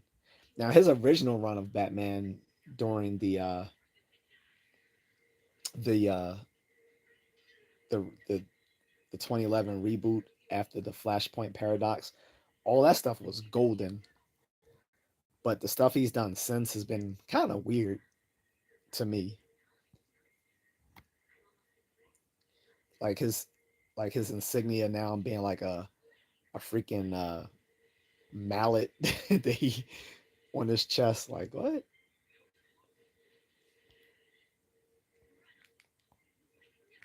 He said not all Mexican restaurants will have birrias, specifically a Jalisco thing. I live in SoCal, and we have a lot of families from there. Okay, okay. Yeah, so I don't know because it's people. It says Las Vegas. I don't. I'm guessing that maybe they are originally from Nevada, from Las Vegas. So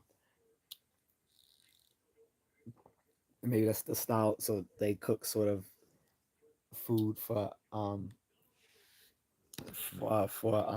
maybe Mexicanos and other Latinos that hail from like Las Vegas and that region.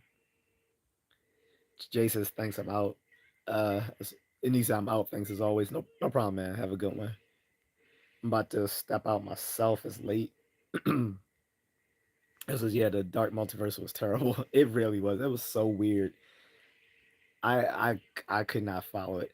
Like the only way I would be interested. I would have to watch Comic Book Storian first, so that he can explain everything. Like when it's something that I'm kind of iffy about, I'll go to the YouTube channel Comic Book Storian and check out the storyline and see if it's something I'm interested in.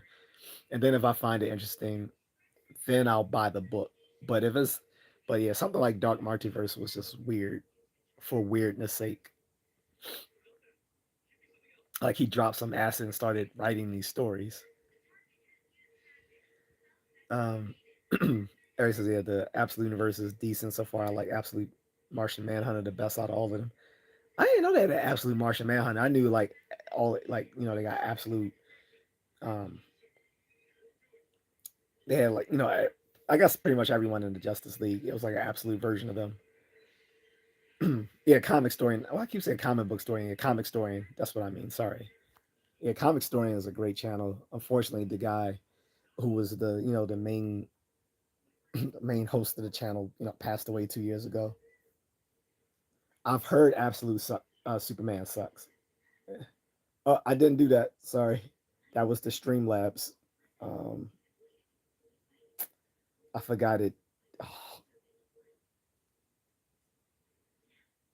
sorry, Eric. What? Oh man, Streamlabs timed them out. Sorry about that, brother.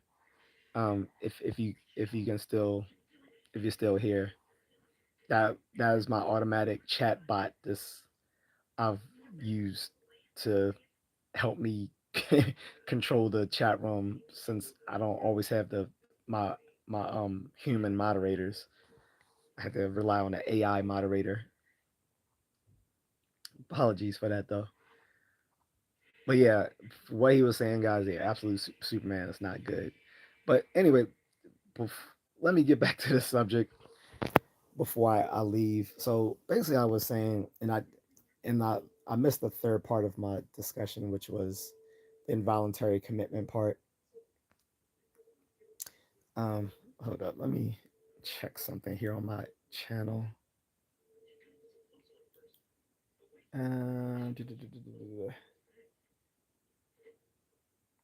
So again, the title of this, I gotta remember because it was a little bit verbose even for me. Bystander effect, involuntary commitment, and apathy. And I've been kind of remiss on talking about the involuntary commitment part. Um, so like I said, the bystander effect comes into play when we're talking about the tragedies of Irina Zavrutska and Nia Wilson, both women on public transportation. And let's be honest, public transportation is full of mentally ill people. This is why they're on public transportation. It attracts people who aren't responsible enough to have vehicles, or because it's not just people who can't afford vehicles. It's also people who shouldn't be behind the wheel, like people who are disabled, mentally incapacitated, or very old. These are the sort of folks that are going to be on public transportation. And unfortunately, like I said, anyone who's been on American transportation on American public transportation know how unseemly it is. There's always people who come there who come on the bus and the train who are drug addicts. They're suffering obvious mental dysfunctions, um, stuff like that. The fact that this guy was in and out of prison, a lengthy criminal record, and was in a mental institution, but a judge ordered him to be released. That judge that judge should be called up for his decisions on that. If he's one of those, if he's a judge in a district where he has to be reelected, they should make sure that he loses his seat. Now, if he's in a one, but if that's on the one hand, but on the other hand, if he's a judge who's appointed by through through a political appointment, then maybe the people who did the appointing should look at whether he should remain a judge. Because why are you ordering the release of someone who's not only mentally ill, but has a lengthy violent criminal record?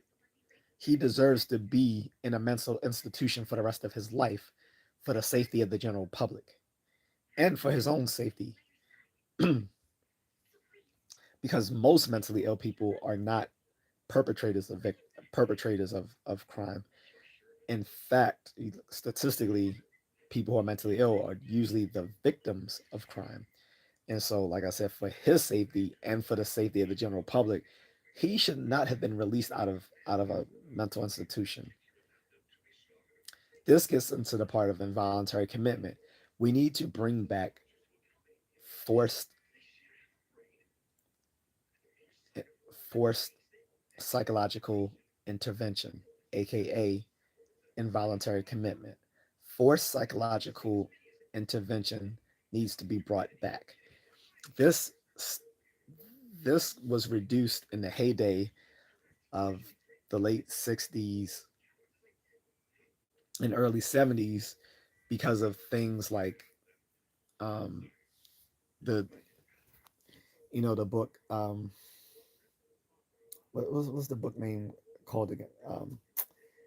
You guys probably know what I'm talking about. The book with that was made into a movie with Jack Nicholson, where he pretends to be crazy in a mental institution and ends up getting lobotomized as retribution for him um, being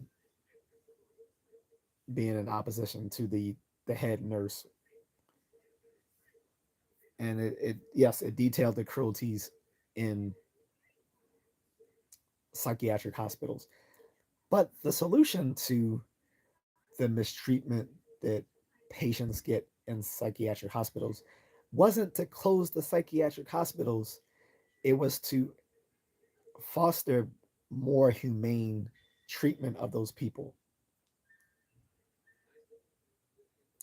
Instead, what happened under Lyndon B. Johnson and then further on uh, down the road was a lot of these psychiatric hospitals were closed, um, and they introduced community health centers instead where people could seek voluntary mental health treatment. That doesn't work because people who are in a state of mental distress often are not in a position to seek help nor want help. Um, and it becomes incumbent upon our our departments of public safety to ensure that we don't have mentally ill people roaming the streets becoming a harm on people. Not only that, the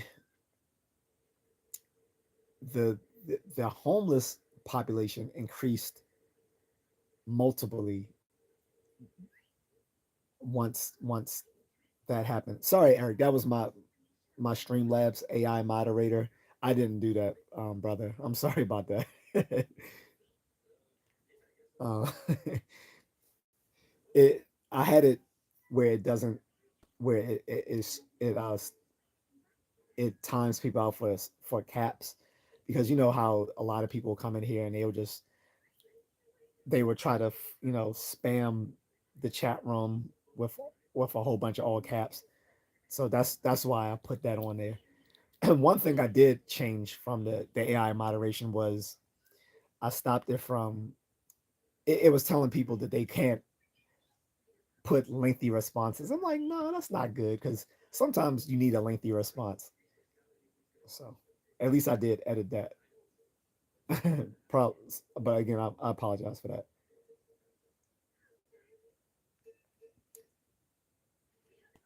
He said I wasn't aware how big a fan of Streamlabs AI was. Absolute Superman. Yes, Absolute Superman. I've heard is not good. Wonder Woman. I'm not sure yet. It's kind of mixed from what I've heard. I haven't heard too much about her.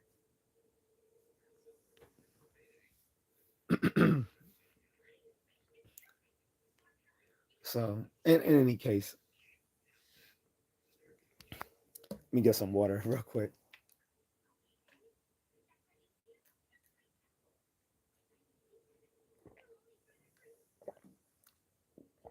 But yeah, um, when you were timed out, I was getting back to the original topic, and I was saying I had left out the part about involuntary commitment, and I was saying that's part of the missing factor.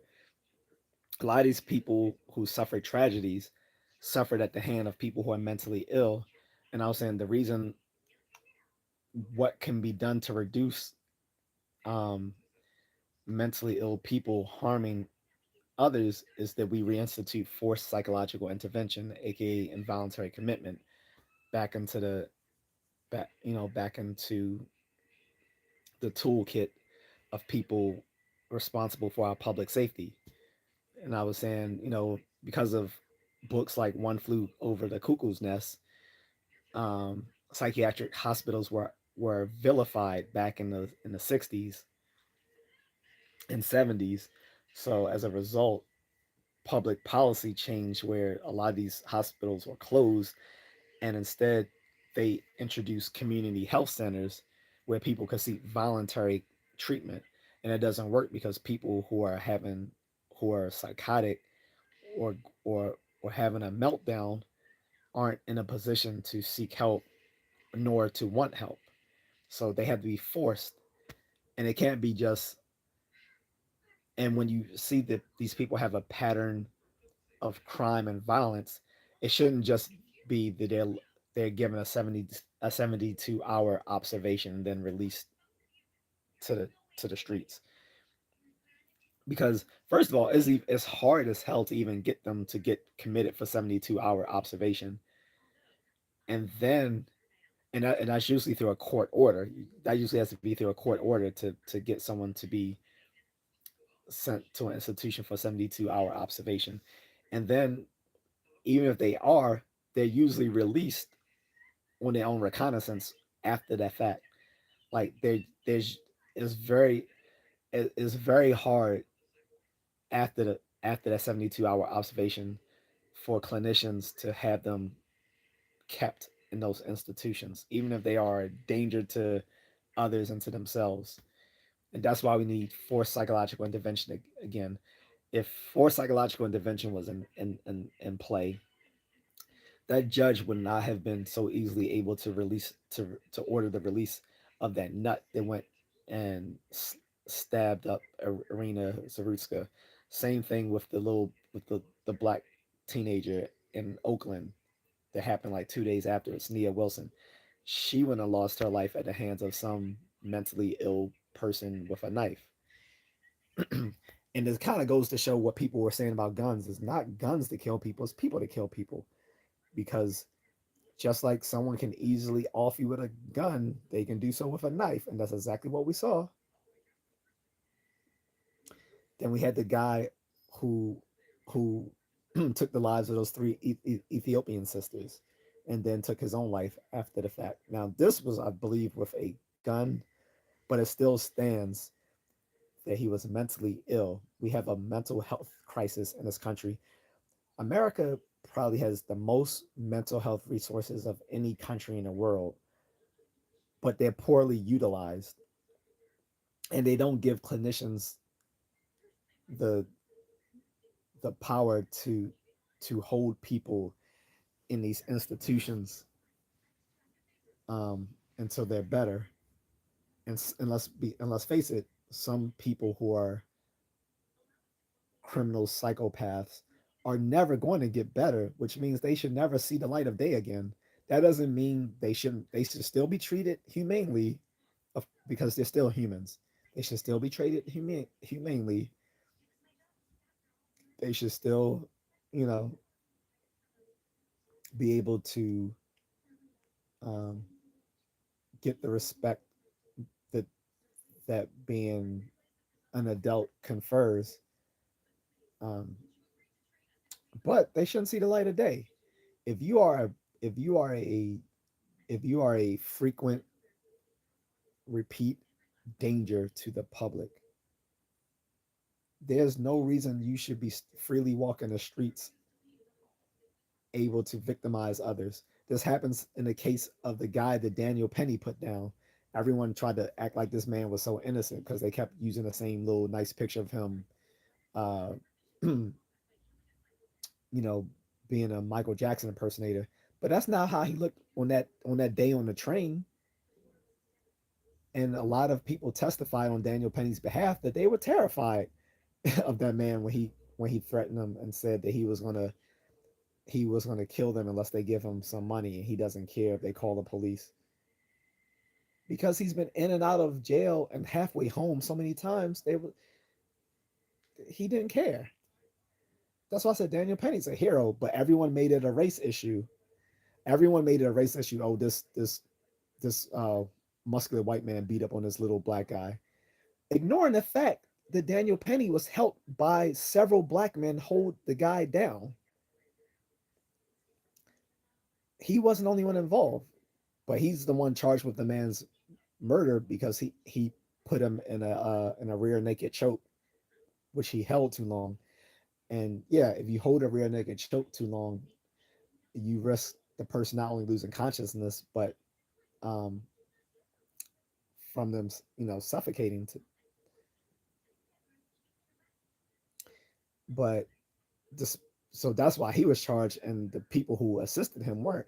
But the people who assisted him were brothers. So, but everyone made it, tried to turn it into this race issue. That it was this white man beating up on a defenseless black man, a defenseless black man who has a criminal record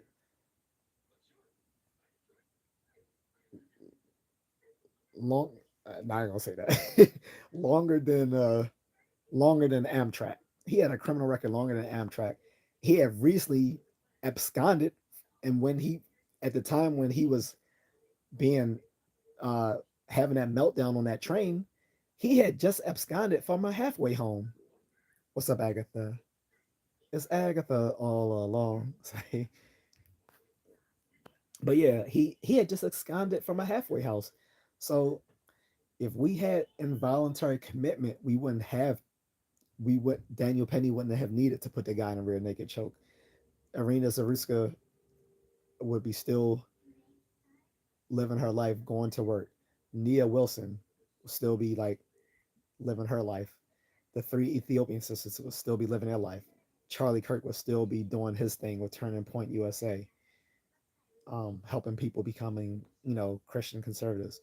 Um, and I forget the other person who who died too, who was also brutalized by some mentally ill person. And like I said, then the other problem is bystander effect. The bystander effect is a different different problem because it's part of our psychological nature, unfortunately, that when we're in a group and we see something shocking happen, no one will respond because everyone is expecting someone else to do something. So there's a diffusion of responsibility where nothing actually gets done unless someone actually steps in, like a first responder, and say, "Hey, you call the police. Hey, you you break up the crowd so the victim can get some air. You um um help me perform, you know, CPR or whatever, um, stuff like that. If you don't have someone come in and take control of a situation during a bystander effect situation, people won't do anything. And that's what happened with Irina Zarutska. Like people just watched her as she got stabbed and were too glued to their phones to do anything. Similar with Nia Wilson, she was also on public transportation in Oakland, where I'm sure people were witnessing the event and just let it happen. And then the third part is apathy. The fact that some of us will mock someone in their death because we don't like what they said, what they represent, or whatever, forgetting the fact these are humans, they have families. This person himself never did anything bad to anyone. You're gonna say you can say whatever you want about Charlie Kirk's views and ideas. He never hurt anyone. He never put hands on anyone. He never told anyone to put hands on anyone. He's not a political leader who wields any sort of legal, military or judicial power. So that's crazy.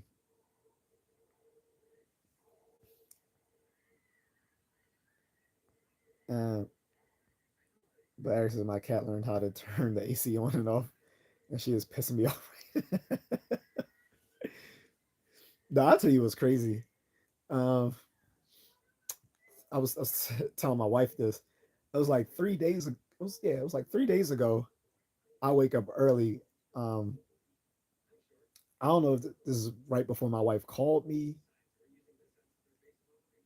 in the morning to help to wake me up. I think it was before, but I wake up. No, it's pitch black in the room, and I just see the cat, my cat Misty, just sitting there staring at me. Mind you, she can't get into anybody else's room because my door, the bolt on my door doesn't work. So I have to put some sort of physical barrier before the door to keep someone from just entering without, you know, without my permission or whatever, like because I could be changing or something, right? But I forgot to put that on the door because I know in the morning she comes upstairs begging for her her food to be replenished, like she's some little princess. And I wake up and she's just staring at me like you better get me my goddamn food. I'm like, I'm looking at her like, what the hell are you doing in here, Misty? She just sitting there looking like that. That was kind of creepy. I ain't gonna lie. Like, just waking up and seeing the cat just staring at you. That was kind of creepy. It was funny too, though. That's why I wasn't mad because it was kind of funny, but it was creepy at the same time. Anyway, guys, I'm about to go. It's late. Aggie says I need my food. I'm hungry. Yeah, that's what she said.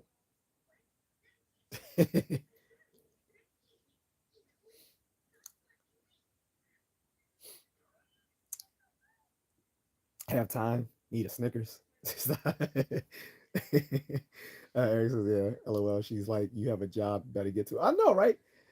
Mind you, I'm not even usually the main one who feeds her though. But when if if I'm the first one up, then I'll feed her. But usually I'm not the first one.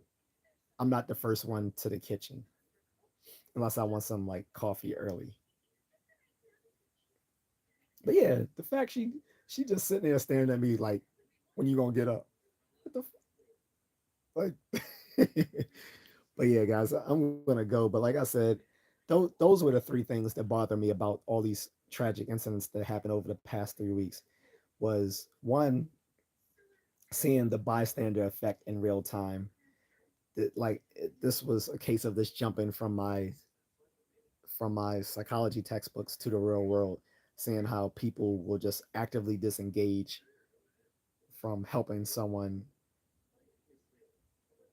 while seeing them get, you know, get have their life taken, and then the apathy for some people because we don't like them.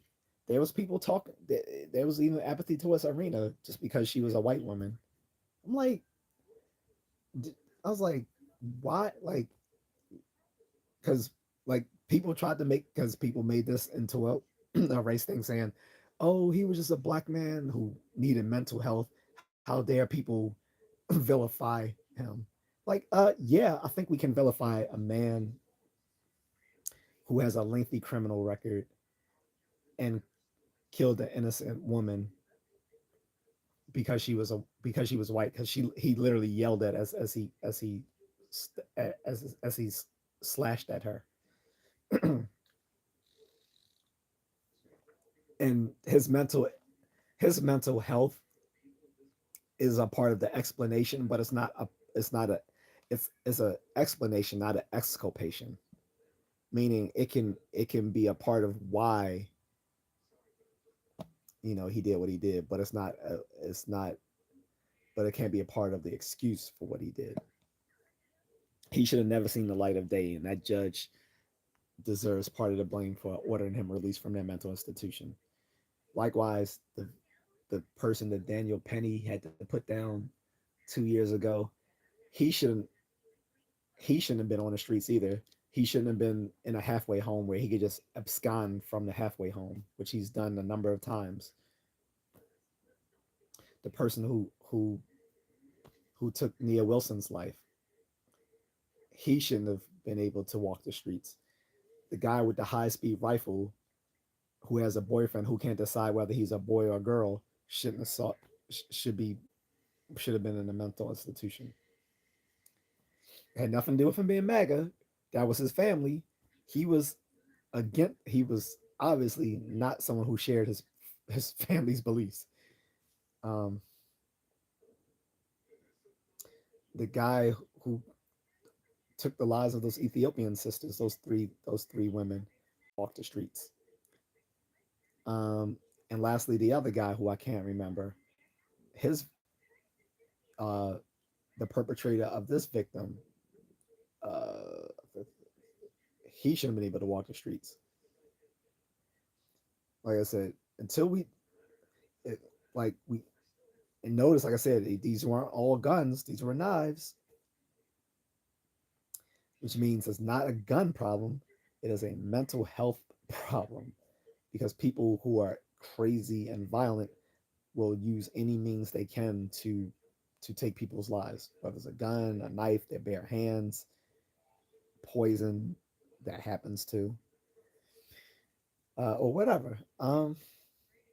And like I said, part of the solution would be bringing back forced psychological intervention. Lock these nuts up and don't let them out. Not letting them out is not inhumane. What is inhumane is allowing them to roam the streets when they need help out of some misguided sense of of social justice. No, keep them locked up in these mental institutions where they should be treated well in those institutions, but they should not be able to leave those institutions. And as far as the apathy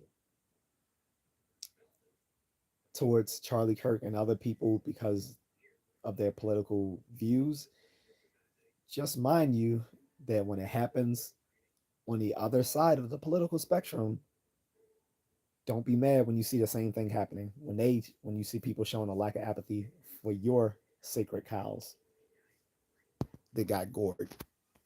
So actually, a total craziness. So sad people can't speak their mind without the fear of their life. Exactly. He was on a college campus, challenging people's beliefs, trying to you know share conservative values in it where in institutions where most people are on the left. I, that was pretty courageous to do, especially being that he wasn't he wasn't a college man himself, but he often gave more gave reasonable arguments and um, showed more intellectual capacity than the people who challenged him at these colleges. Uh, Eric says a great stream. It was good talking with you. Hope you find a place with some good burrito. Good night, everyone. Thanks, man. Have a good night. I'm going to look it up as soon as we get off, actually. So, with that, guys, I'm going to go. I do have something fun in mind for this week. I was supposed to do it last Sunday, but I'm going to do it this week. I'm going to show you guys my collectibles. Now, I've shown my collectibles before on multiple streams, and I did one stream where I just did nothing but show collectibles. But this is going to be an update because I've bought more stuff since then, and a lot of people haven't seen the original streams where I showed my stuff. Pause. my my my collectibles, where I've shared my collectibles with you guys. So some of you've seen my older streams where you didn't see me share my collectibles, and some of you have never seen any of my collectibles whatsoever. So for those who are new to it and those who've seen the old stuff, this will both all the stuff will be new. So I'm gonna take out my toy crate and show that stuff, and then also show the stuff within my room. And I still have, but it's not everything because also a lot of my collectibles are overseas, unfortunately. So I can't show you those. Actually, I what I can do, I can do a collectible part one and collectible part two. And what I will do is, well, nah, most of my collectibles are weapons over there. So no, nah, never mind. I'm just gonna do the collectibles I have here. The only collectibles I have overseas, just a few things like my Lego Star. I have some Lego Star Wars stuff, um, some Lego Star Wars stuff, and some Jollibee stuff. But I will probably still show that. I might have my wife jump on and have her share the stuff that she's bought me from Jollibee's, the like the Jollibee Happy Meal stuff, and she bought me a Jollibee Funko Pop. So that's something fun I'm going to do. Um, that will be completely apolitical, just like yesterday was. I think that stream was apolitical where I was just talking philosophy, but I was talking about something somewhat serious, which was I was trying to give a defense of a weak moral realism, a moral realism that's grounded in uh, in my justification for a sort of weak moral realism was that morality has evolutionary origins, and if it has evolutionary origins, there has to be something at least semi objective about it. That was where I was going with that, and that because of that, we all have been given rise to certain moral intuitions and principles that we all share. So that was my stream yesterday. If you guys want to check that out,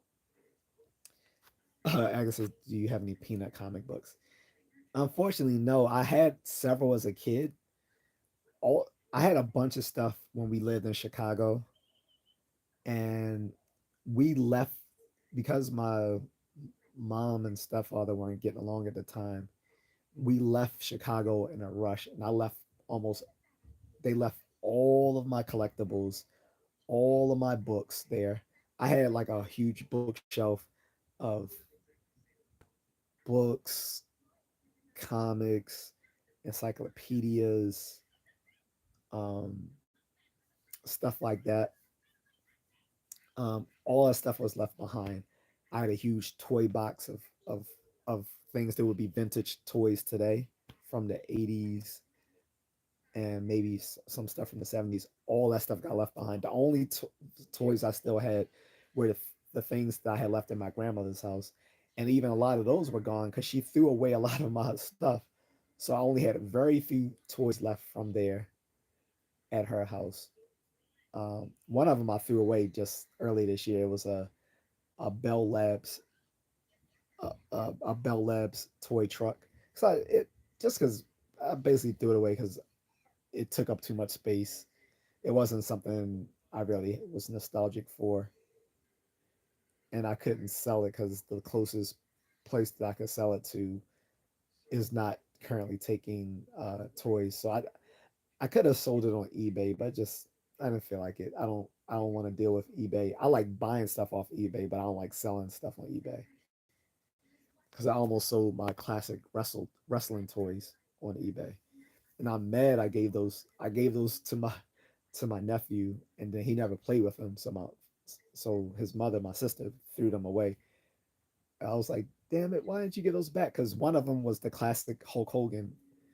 I could have kept that. It was Hulk Hogan and the other classic WWF figure. I can't remember if it was Andre the Giant or Bam Bam Bigelow. It was either Bam Bam Bigelow or Andre the Giant, whichever. But I would have kept those. Then I had two of the more posable figures. Um, they had more points of articulation. I think those were WCW wrestlers, but those were some of the few things I still had here as a kid in from Baltimore because everything in Chicago was gone. I had a bunch of Peanut comic books. I had Garfield comic books, and I remember my parents didn't want me buying them because they were saying I was using these books to tell jokes in class. And I was like, no, I'm not, because I did buy some joke books as well, but I never used them in class because they were saying the teacher was complaining I was always talking in class and being a class clown. And it had literally had nothing to do with the joke books or the Peanut comic books or the Garfield comic books. I just bought that stuff to laugh. I didn't buy that stuff to use. I wasn't buying that stuff as like comedic material.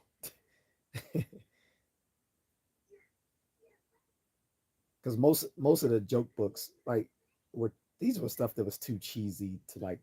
These were like cheesy jokes, but it was all. But I would buy it. Whenever the readathon. Remember the? You remember the readathon that they used to do it in elementary schools. I remember we used to have the readathon, and we used to have the thing where they would come by and sell things like candy apples and stuff like that. Or man, I loved elementary school. Kid Kids don't know how good they have it until they leave elementary and go to junior high and senior high school and realize how sweet elementary school was.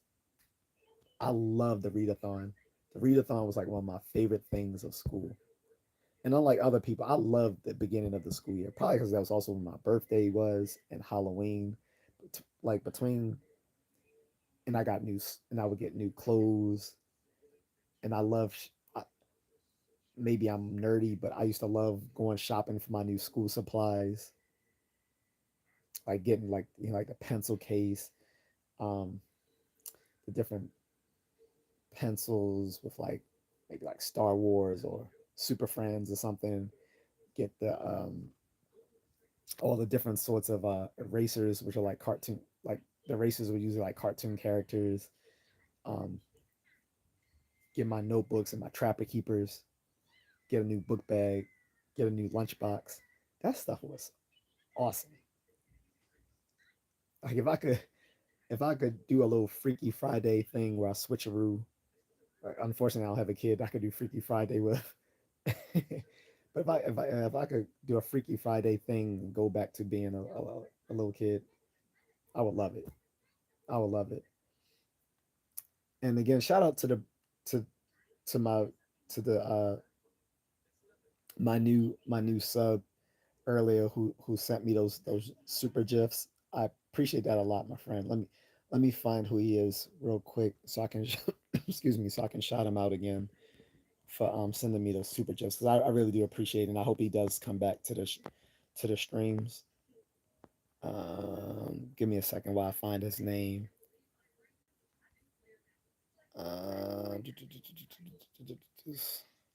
As far as doing this long scroll up back.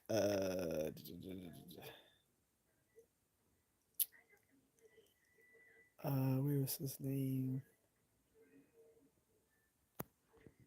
Dang it. Um, shoot.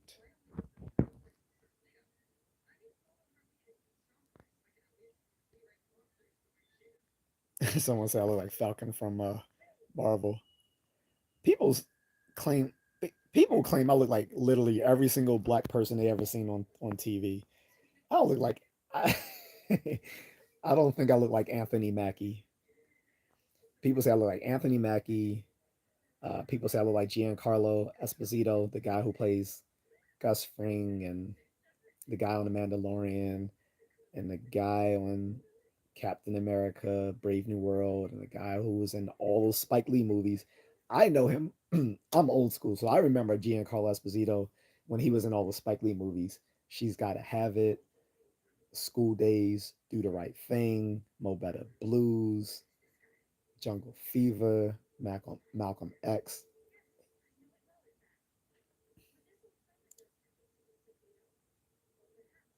Um, oh, his name is What's Up. It's called is Colton.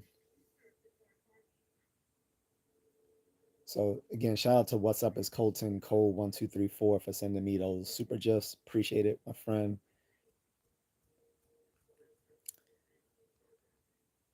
But Agnes says I love shopping for my school supplies too. Yeah, that's kind of why I stayed and that's why I became a super duper senior in college. I became a triple senior because I kept trying to extend college because I didn't want to come back home.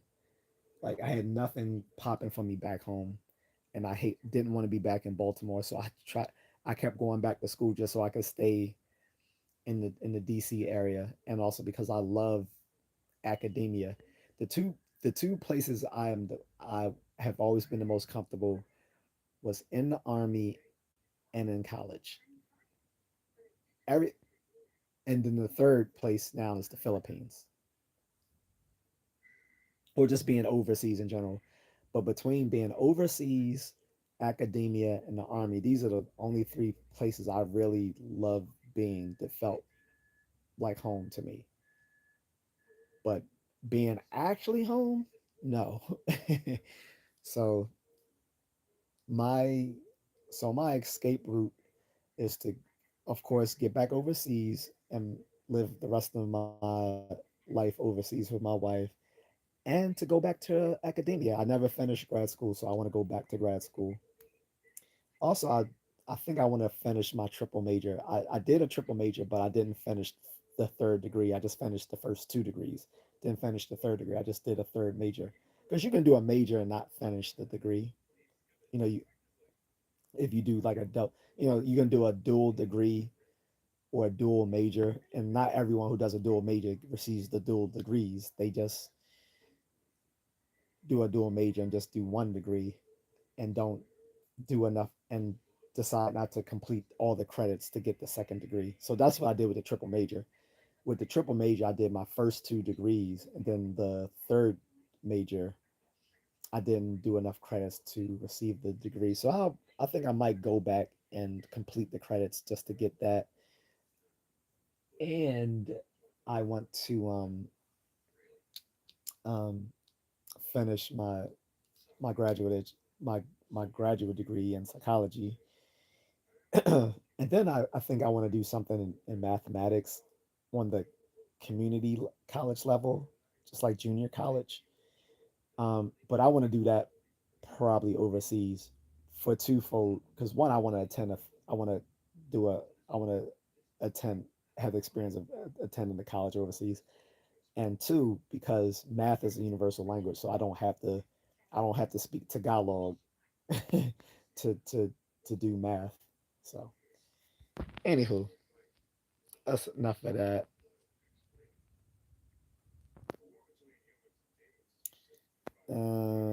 Ketamine's for horses is, did you know Jim Davis protested military funerals with the Westboro Church?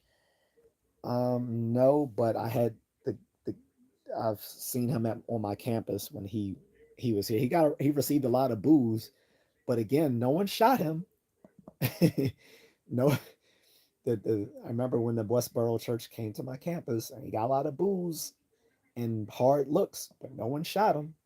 So,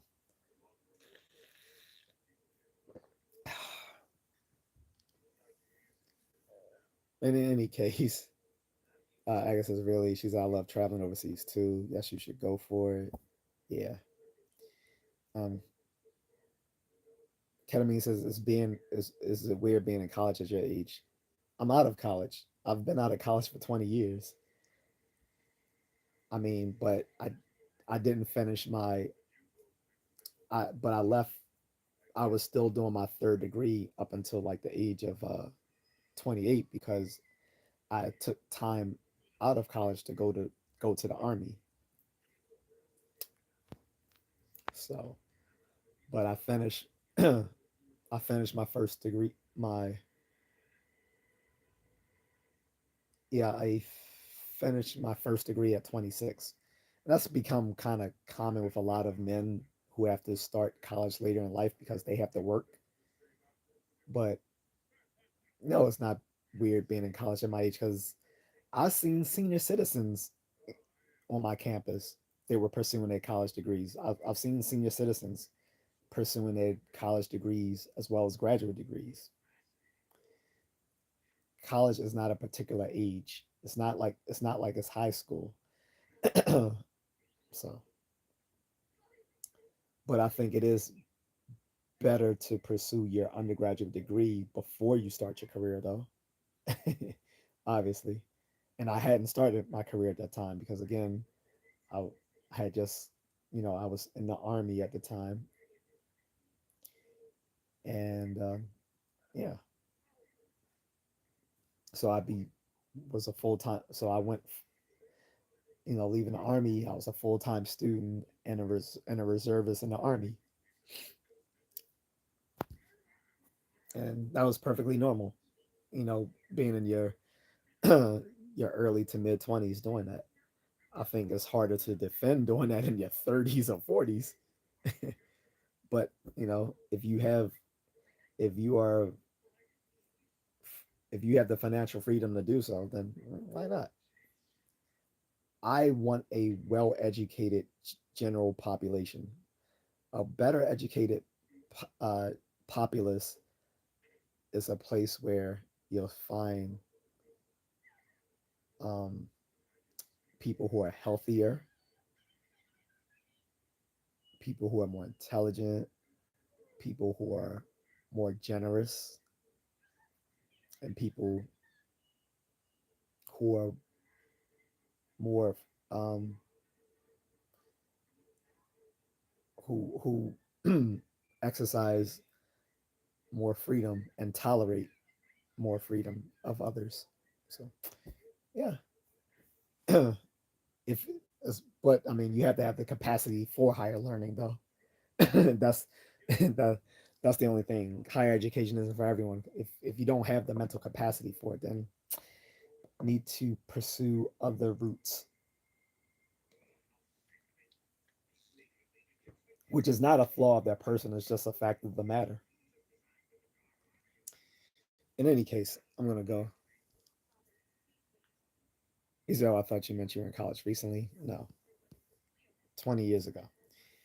Um, I guess it's never it's too old to go back to college. Exactly. Like I said, I literally seen senior citizens um, when I graduated. When I when I went to my my graduation ceremonies, they were senior citizens, and I think most people are happy for them that they had both the discipline and the courage to go back. So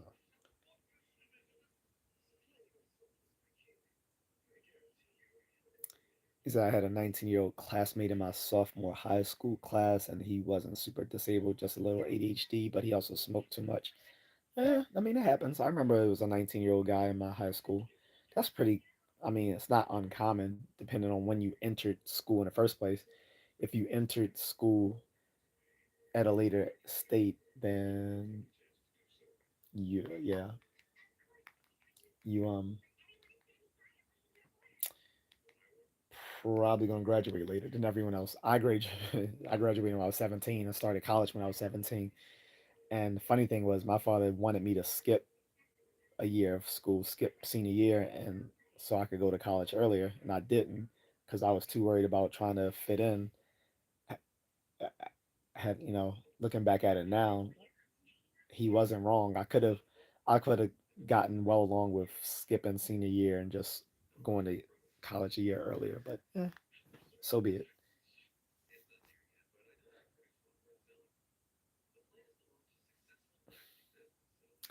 Anywho, I'm gone, Agatha. Have a good night. Good night to everyone else. Um, yeah, I don't want to go down that lane right now on ketamine because it's getting late for me. I'm tired. I was tired 2 hours ago. It's only that I've had iced coffee that I've been able to stay up this late. But thanks. I hope you do come back, and I do have other content if you want to check it out, guys. It's been a good conversation. Have a good one. I'm out. Thank you guys.